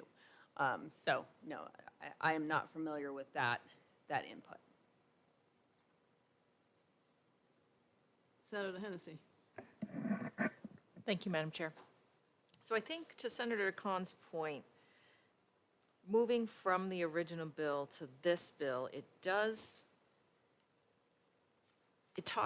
about IEPs and not the MOU.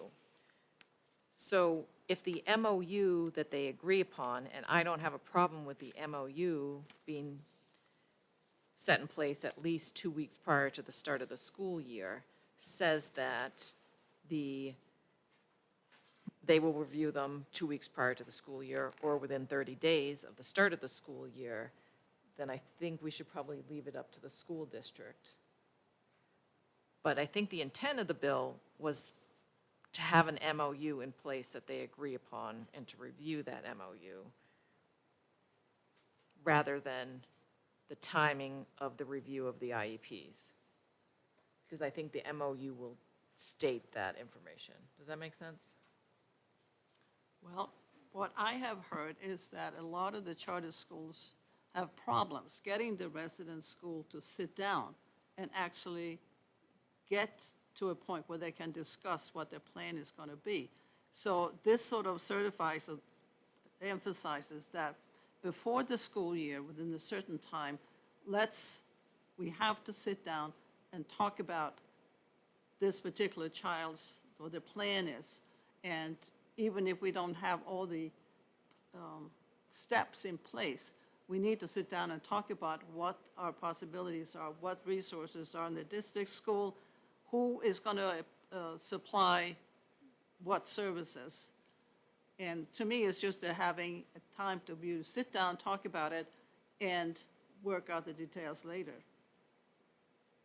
That's how I'm looking at it, and it seems to me that 2 weeks before the school starts, you should be able to have some idea what is the plan and who do we talk to, and who is involved and who is going to do what, and at least have an understanding of what the charter school is going to do, is able to do, and what the sending school can and cannot do.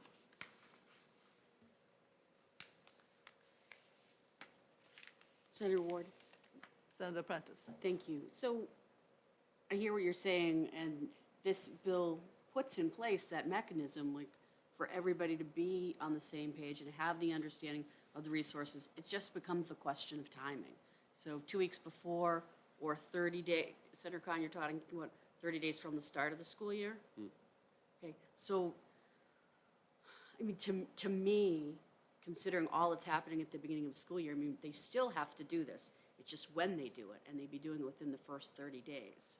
So, I mean, I don't have a problem supporting that. I think it might make it more workable, but I think the most important piece that you want to accomplish, you accomplish with this bill.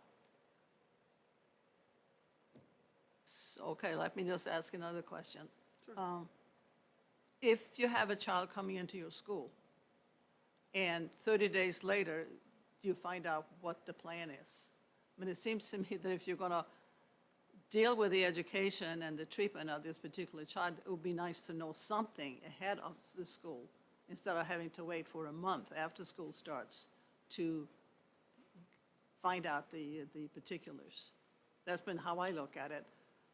If I have a kid coming into my area and I need some special treatment, I would like to know it beforehand, so I know what to anticipate, instead of having to wait.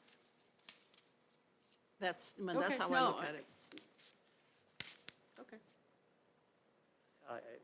And I understand Yeah. that as a goal, but I don't want us to invent something that doesn't work. I mean, we need to know that that's going to work. I don't think it's your intent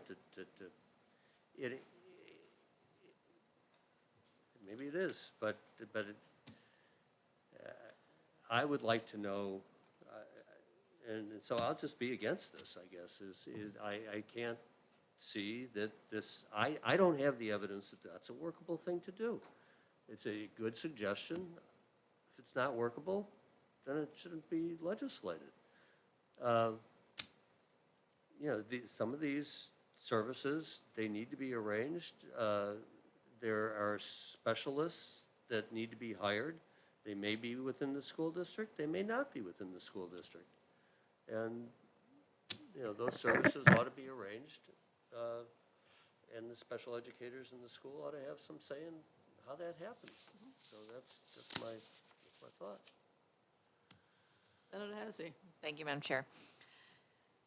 So just, again, looking back at the purpose of the bill was to create a cooperation for the MOUs. And I think, because kids are mobile and they move in and out of districts, if we write that their IEPs will be reviewed 2 weeks prior to school, some kids' IEPs will never be reviewed.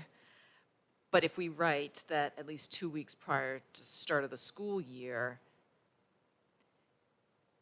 the MOUs will be reviewed to ensure that all public charter school students receive services in accordance with their IEP. So that if needs change for a student or a student moves, that the MOU will stipulate how the IEPs will be administered, when they're going to be reviewed, what time within 30 days before, 30 days after start of school. I think that's what the MOU should say, and not a timeline. I'm okay with having the MOU agreed upon 2 weeks prior to the start of school. But to say that an IEP will be set in stone 2 weeks prior to the start of school, I don't know that that's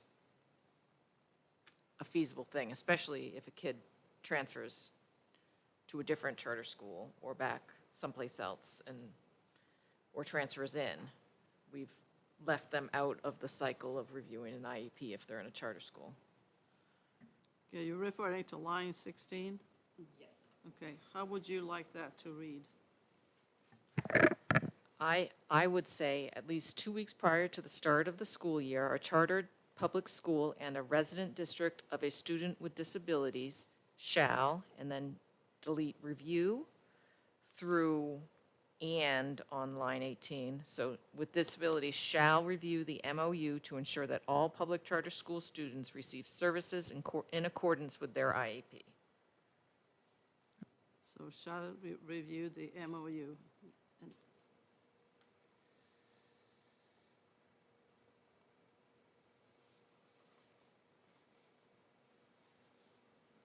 Okay, let me see that. So line 17, shall review, and then strike until line 18, the MOU.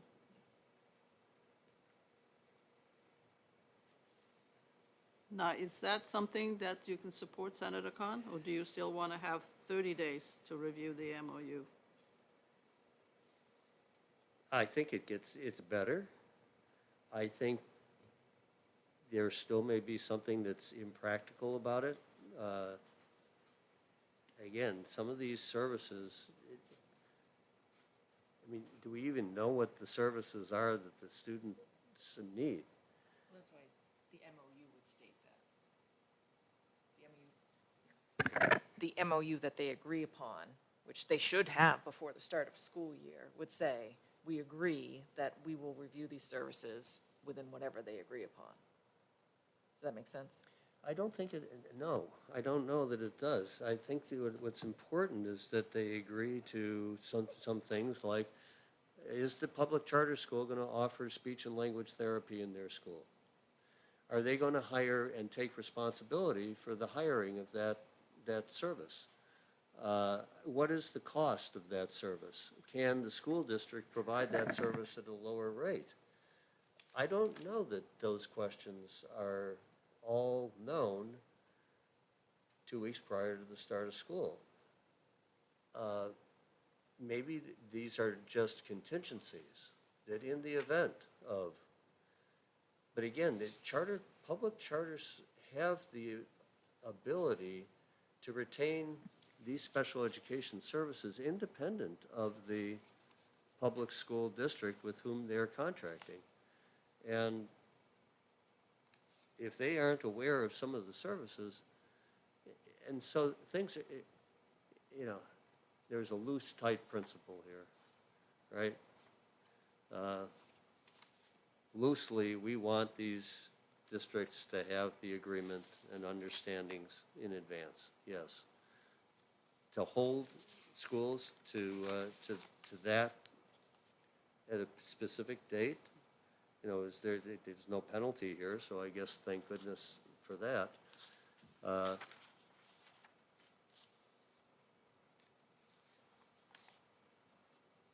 It's better, I don't know if it addresses adequately the concerns that there might be with a timeline. Okay, let me just read to you from Title 15, Section 194, -B:11. And let's see, where's that? Roman numeral 2 under something. Further down there. In accordance with current Department of Education standards, the funding and educational decision-making process for children with disabilities attending a charter public school shall be the responsibility of the resident district and shall retain all current options available to the parent and the school district. When a child is enrolled by a parent in a charter public school, the local education agency of the child's resident district shall convene a meeting of the individualized education program team and shall invite a representative for the charter public school to that meeting. At the meeting, the IEP team shall determine how to ensure the provision of a free and appropriate public education in accordance with the child's IEP. The child's special education and related services shall be provided using any or all of the methods listed below, starting with the least restrictive environment. The resident district may send staff to the charter public school, or the resident district may contract with the service provider to provide the services. The resident district may provide the services at the resident district school, or the resident district may provide the services at the service provider's location, or the resident district may contract with the charter school to provide the services. And then it goes on. And I know that if the resident district school doesn't have the services, or they cannot provide it to the chartered public school, then the chartered public school has the option of get those services from a third party. So it does talk about getting together and discussing it.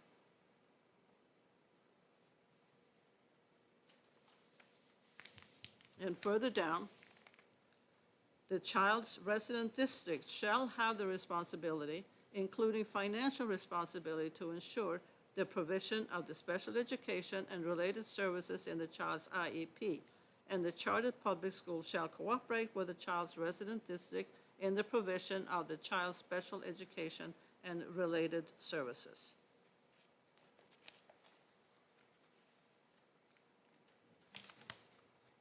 So it does talk about in the statute of having the resident district school talking to the charter public school about the plan.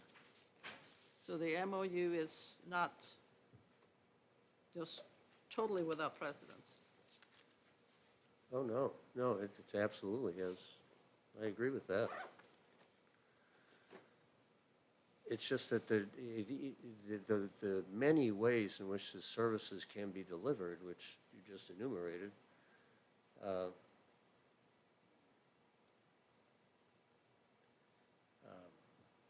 you see, I don't see that discussion. This is just having an MOU that the school, the charter public school, and the resident district school will get together and review and talk about it. It doesn't say that they have to lay down the plan for exactly who is going to do what and whose responsibility it is. We know whose responsibility it is from the statute already, but to get together, to get talking about how are we going to proceed with these children with an IEP.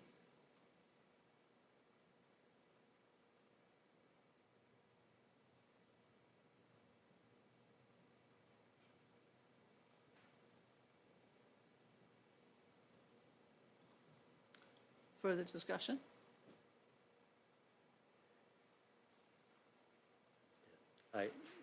Our timing on this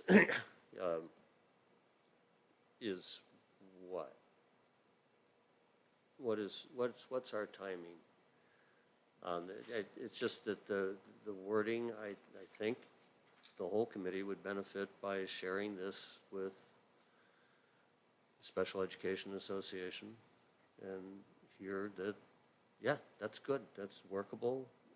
It's as general as you just represented it.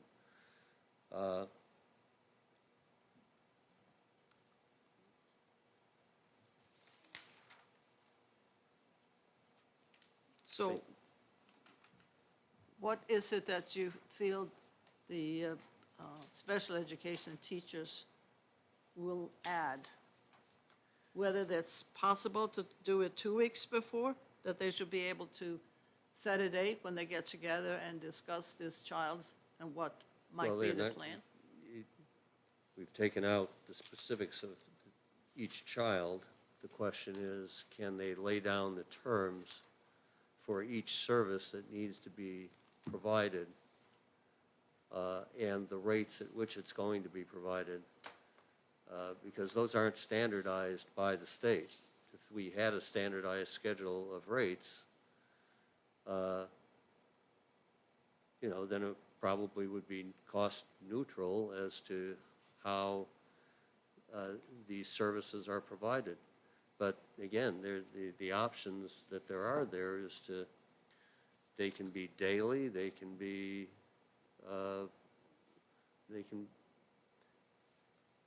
they can be individualized, they can be in groups, they can be provided by the charter, by the school, or by a third-party contractor. And there's a variety of services that might be provided. And will all of that be known at the point of 2 weeks prior to the start of a school year? That's a fairly simple, straightforward question that we ought to be able to address. Is all those conditions going to be able to be met 2 weeks prior to the start of a school year? I don't know.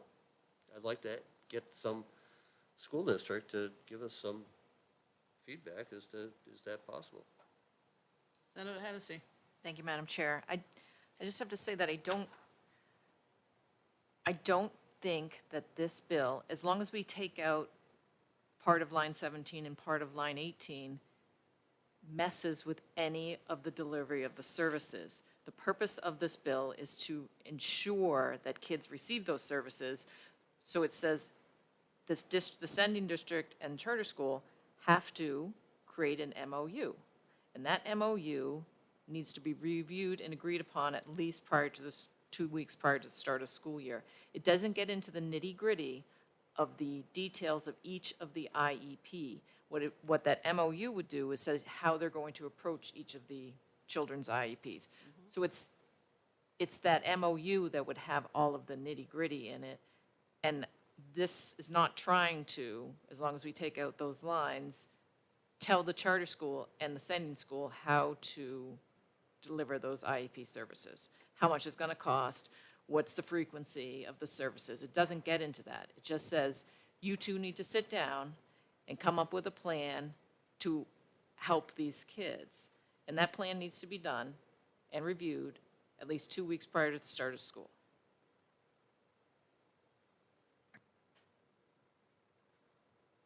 So, Madam Chair, I would make a committee amendment to delete the words that we previously discussed, starting with the word review on line 17 through the word and on line 18. So,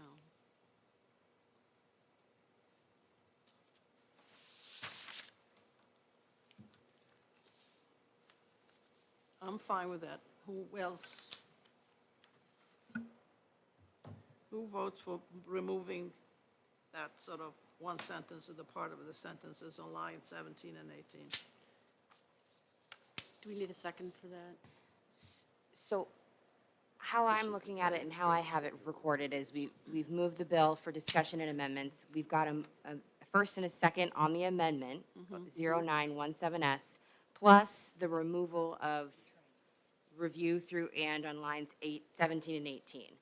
So we have a first and a second on this amendment. And any changes that we've made to this amendment. So, and then we would vote on all of that at once.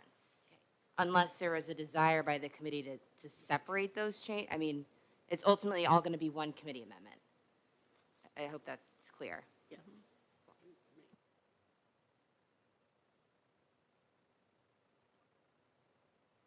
I guess basically what it comes down to is sitting down, having an understanding of what needs to be done, not necessarily discuss and put in black ink all the details of how the services are going to be provided, how much is it going to cost, and all those things. I think that will come later, but to be able to sit down with the two schools, the sending district and the public charter school, to meet, to talk about some of the basic things, and then go from there.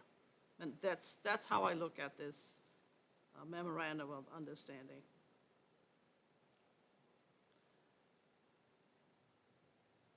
So does anybody else want to say anything more about the amendment?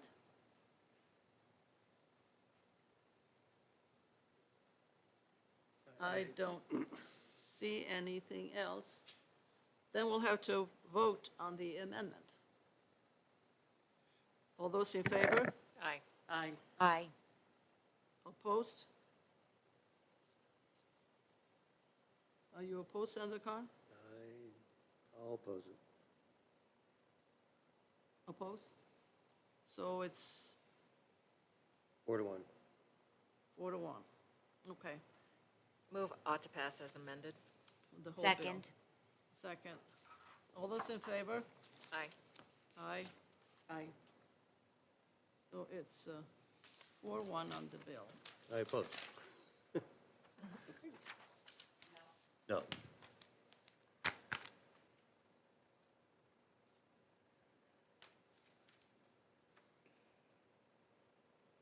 Okay.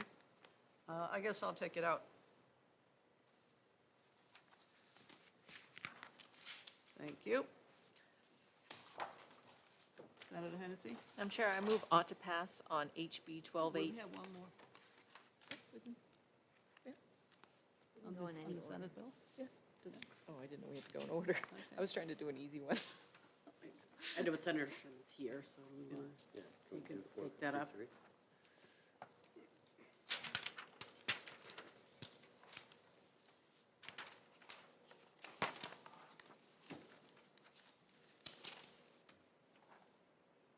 Senate Bill 453, that's the last of our Senate bills.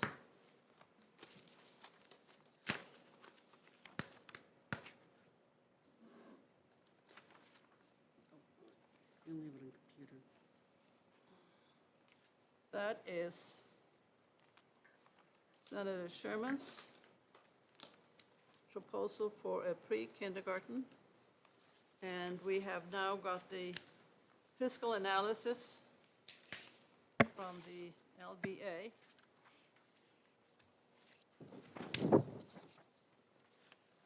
And it essentially says the state creates a state funding program for locally adopted preschool programs.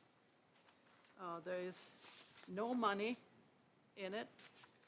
Department of Health and Human Services anticipates they would need additional staff, possibly the establishment of a new unit, and expects that there will be information technology-related costs, and they assume that they will be responsible for the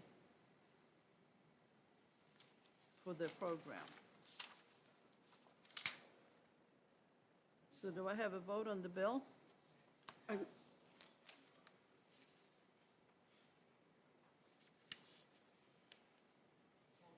Yes. Would you like to approach the table here? Okay.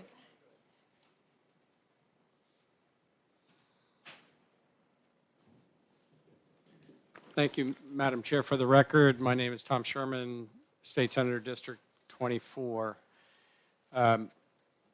This I'm not going to talk about the original bill because that's gone, hopefully. But the amendment that replaced the bill anticipated, the reason why there is no funding attached is it anticipated one of two roads. One is that there is anticipation of federal funding potentially coming in for pre-K, and the state has no way at this point to accept that funding, and they have no mechanism in place for actually establishing, even as this bill does, enabling legislation for that federal funding. The second is if the state so chose to move forward with supporting communities with some level of grants for pre-K, this bill would allow that. The third thing that it anticipates is Senator Whitley put in a bill that creates the Office of Early Childhood, which is actually moving forward through, it's amended. Senator Bradley came up with a very nice way to move this forward. And the fourth point I would make is that I take a little bit of issue with the department's response where they're talking about needing a whole new division or section, because the whole reason this is with DHHS is because they already have one. They already do the oversight on early childhood education, and that's why this is not in DOE.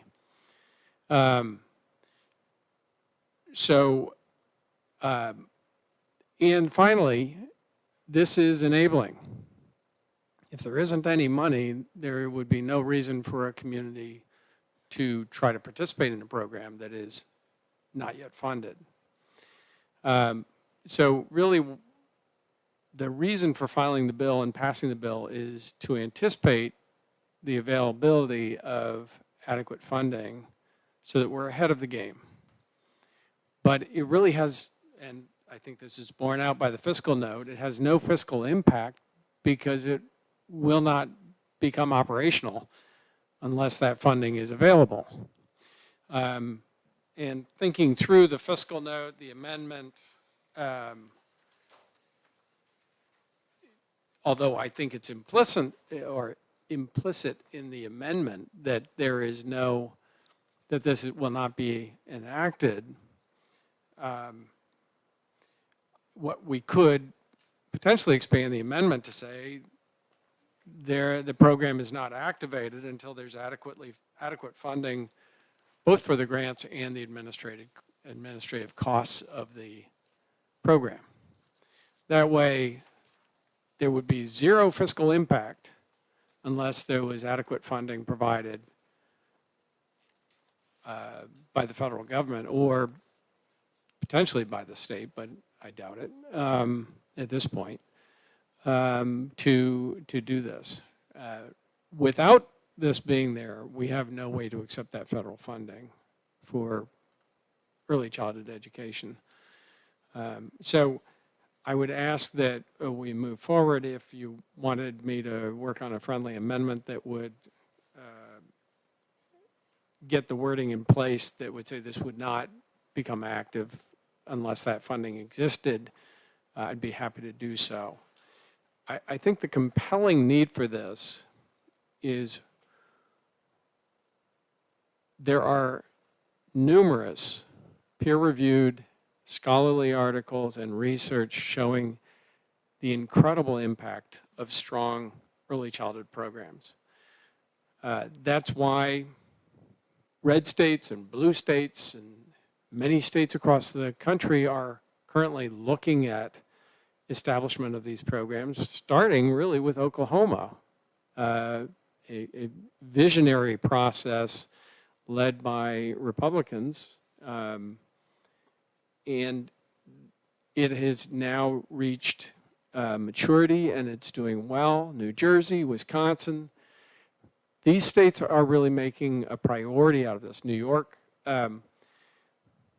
One thing that's really to keep in the back of our minds is that when you think of the evolution of these pre-K programs and the early childhood programs, number one, they're very closely wedded, and that's why the amendment is here as opposed to the original bill, because you can't functionally set them, distinguish them.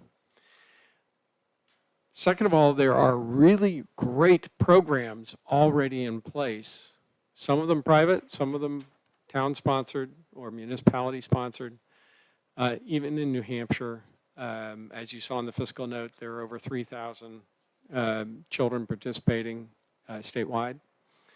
And the third point is that we are seeing an explosion of families that need support, whether it's from ACEs, traumatic experiences in early childhood, whether it's because the kids are being raised by their grandparents because the parents are either absent or dead from the opioid epidemic.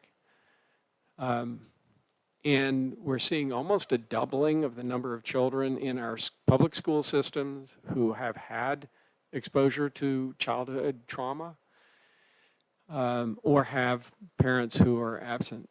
So we know that with these programs, children thrive.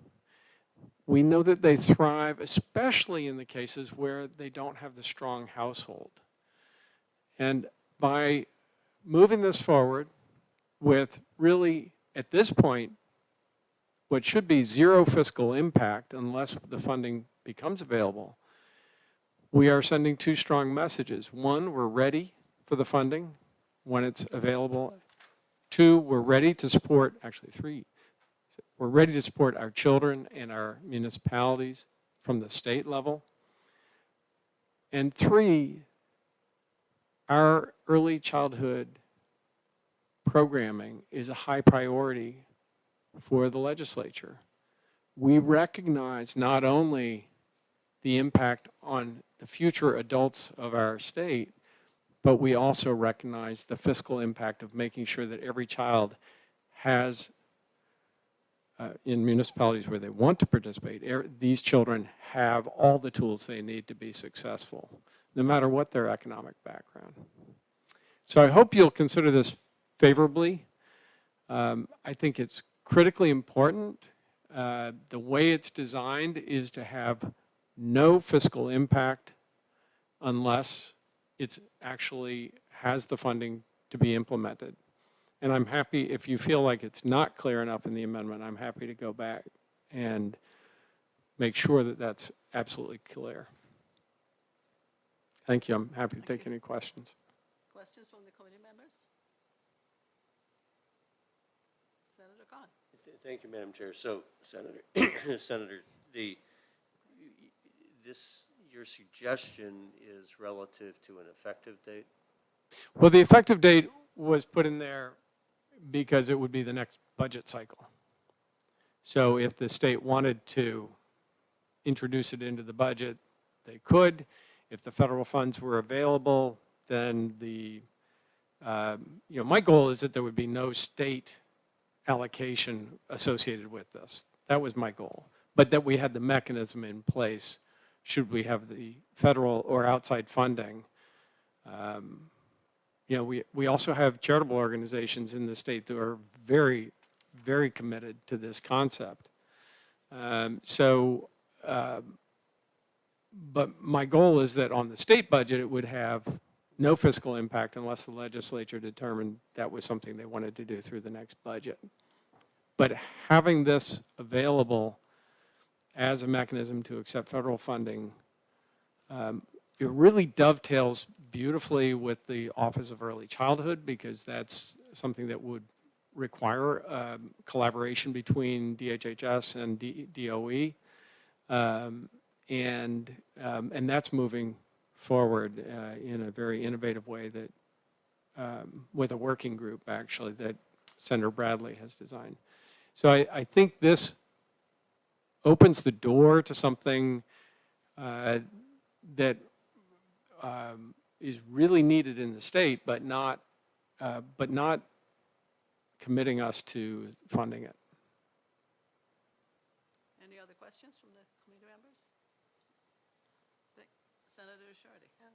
Thank you, Senator Sherman. I agree with, in principle, everything that you said and how wonderful it would be. But it seems like it needs work in that if you don't know if it's going to be funded and you don't know where the funding's coming from, and you've crossed the Department of Human Health Services and DOE, I wonder if it wouldn't make sense to have an interim study to get the wrinkles out before proceeding. Well, I would hope not, because we do this frequently. We will frequently create a line item or a budget that anticipates outside funding for a program. So I don't think that's a reason to wait. States that have done this, it takes at least 10 years for their programs to fully mature. So you're talking about delaying this till possibly next session. That's a 1-year delay. Then you're talking about putting it into the next budget, which would be 2025. So, this is, in a way, this is where the legislature can say, without committing state funds, this is a very high priority.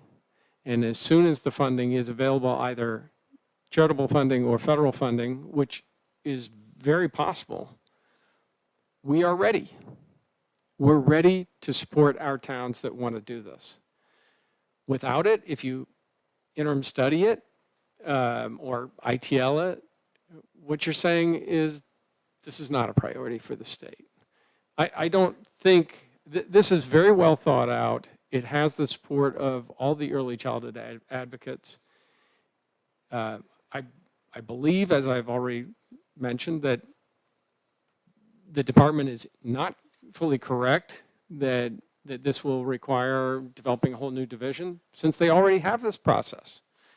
And that's why it's with them. So, no, I think it's ready for prime time. Follow-up? I can't dismiss, though, what the department said. It is here, these are their facts and their figures, so I think we do have to take that into consideration.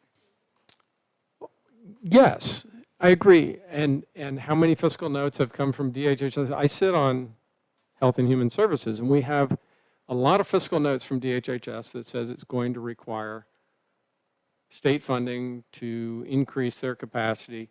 And I agree with them if it's actually implemented, if it gets funded. But it doesn't require any additional manpower or personnel without that funding that would come in. And that's where I'm offering to put in an amendment that would say, expand my original amendment to ensure that the program is not activated unless there's adequate funding both for the administrative and grant costs. Senator Prentice. Thank you, Senator Ward. So, just for clarity, just for clarity, that if there were to be a cost to DHHS, the funds that are brought from the federal government or whatever mechanism that activates this infrastructure that's put in place would then, if there was a true cost, it would cover those. It's not saying this is going to have to create a whole new entity at the state now in anticipation, or even later. It would be set up so that it could do all that if indeed they needed it. There is a large portion of DHHS funding that comes directly from grant applications. And we know that. We know the cancer registry. We know the work that Katie Bush is doing. We know the work that Whitney Hammond is doing. Most of that is, or a large portion of that, is federally funded. So we already have the template for that. And by the way, if the federal funding isn't there, the program isn't there. And so this isn't a new concept. And the beauty of where this sits is that the division is already there. They are already doing this work with all of the early childhood programs like daycare. So it's not even inventing a new division.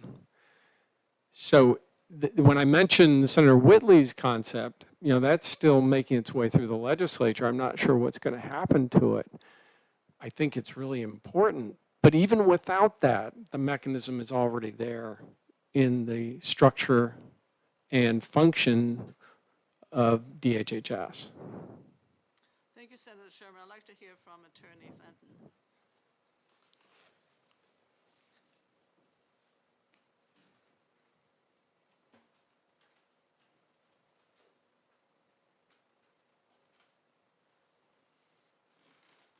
Talking about money, cost, plans for pre-kindergarten. How does it sit? And what does DOE feel about it? Well, thank you for that loaded question. For the record, Diana Fenton with the Department of Education. So,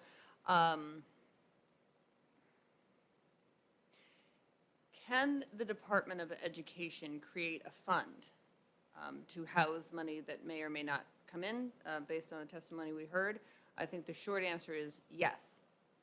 I think the Department of Education, based on the current wording of this bill, plays a very limited role, is the department's understanding. So when we use the word department in this committee, we usually refer to the Department of Education, but with this bill, we're referring to a different department, so it is outside of my purview to speak to that agency.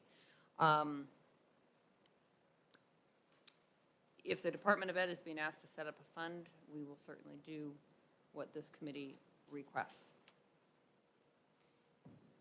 I think Thank you. that's as far as I can go with it. Okay, thank you. Thank you.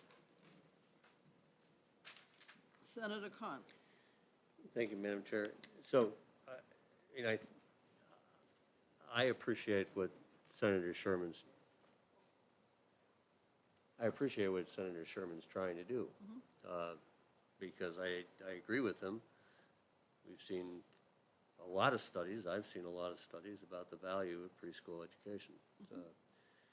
So, assuming that we'd like to get something on the books, I think what I heard him say is, and I'd offer a committee amendment so that we could keep this process moving in the same time frame as we just did on the previous bill. And it stating these statutes will not be activated until non-state funds are available for program and administrative costs. That's what I heard you say. If that is sufficient to provide the assurance that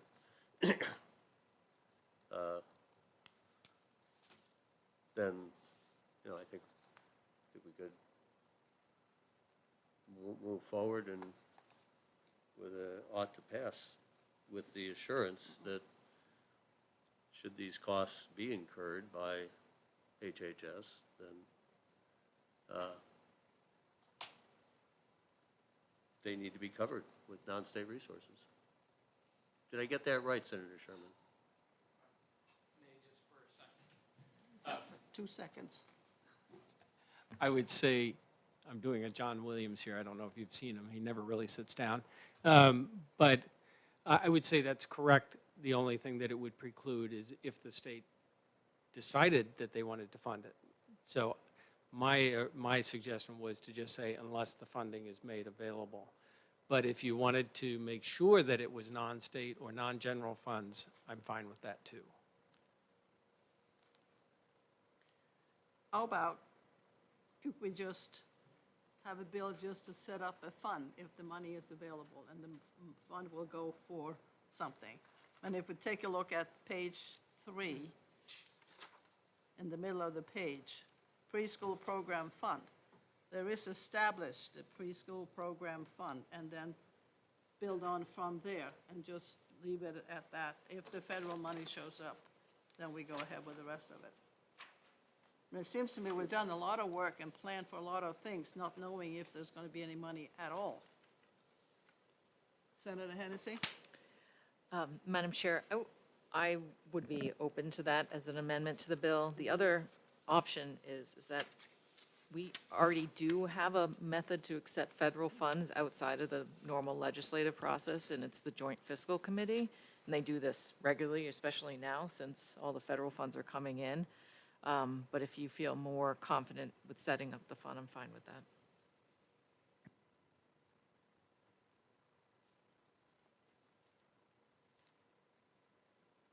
That means that this thing will have to be rewritten.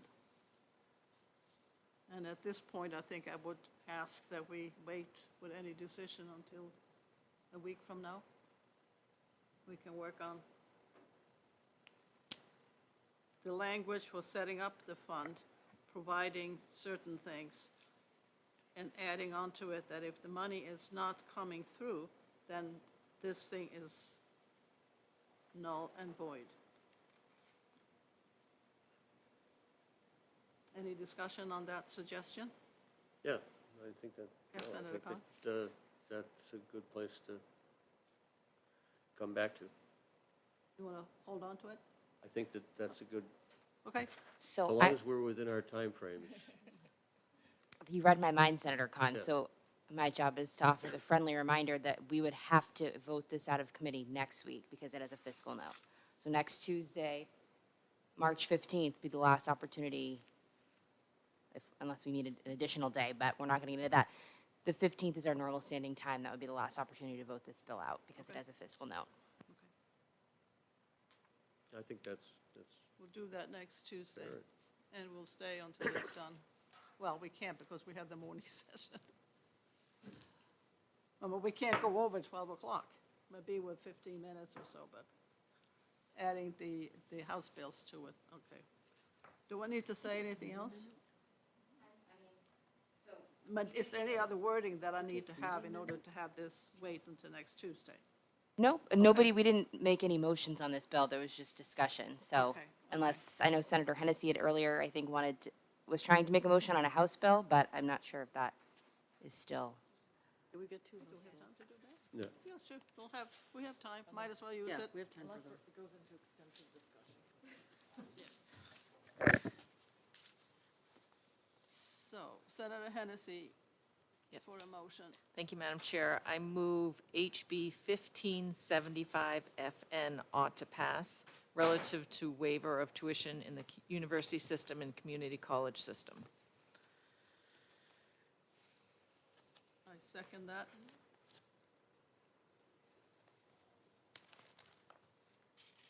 Any discussion?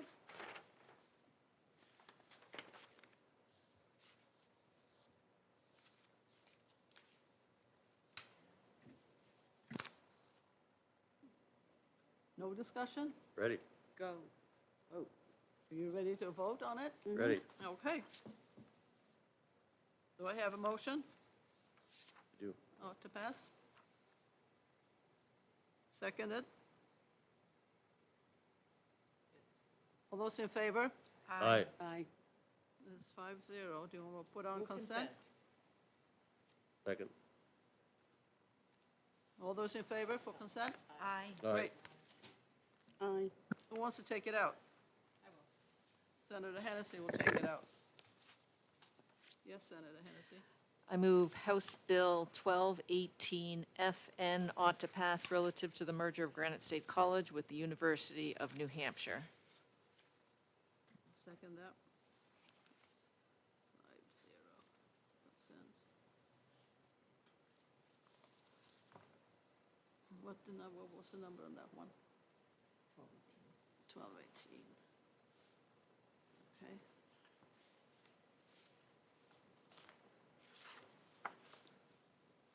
Any discussion? I just, yeah, I'm in favor of this. I think that the university system should be able to administer its affairs, and I think that they've provided us some assurances relative to access and cost that should lower any kind of concerns that there are of the public to this kind of a merger. So I think that we should go forward with it. Whether this should be on a consent or not, I think that's a different question, but I think that they've covered the bases with this. So we have an ought to pass on 1218, House Bill 1218 FN. Ready to vote on it? All those in favor? Aye. Aye. 5-0. Do we put on Consent. consent? Second. Second. Do we think that this is worth some comment? I don't know. It seems to me we have talked about, I feel, been sitting in a no. committee hearings talking about the Granite State joining. So I think it's, I don't really think we need any. You can take it out on consent.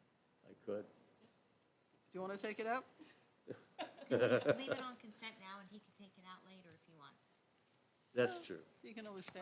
Let's vote Let's consent. do that. Let's do that. So are you going to take it out, Senator I Connell? w- I would. we just need to I'll move Yeah. consent. If we haven't got, do we move consent? We moved We moved consent, we had a consent. second. Right. And all those in favor? Aye. Aye. Senator Connell, take it out. I will. Yes. Get his voice in the permanent journal. Okay. Damned if Any I do other- and damned if I don't. Any other bills? Okay, I guess we're all done. Thank you very much. Can I have a vote to get out of executive session? Second. All those in favor? Aye. Good. Thank you.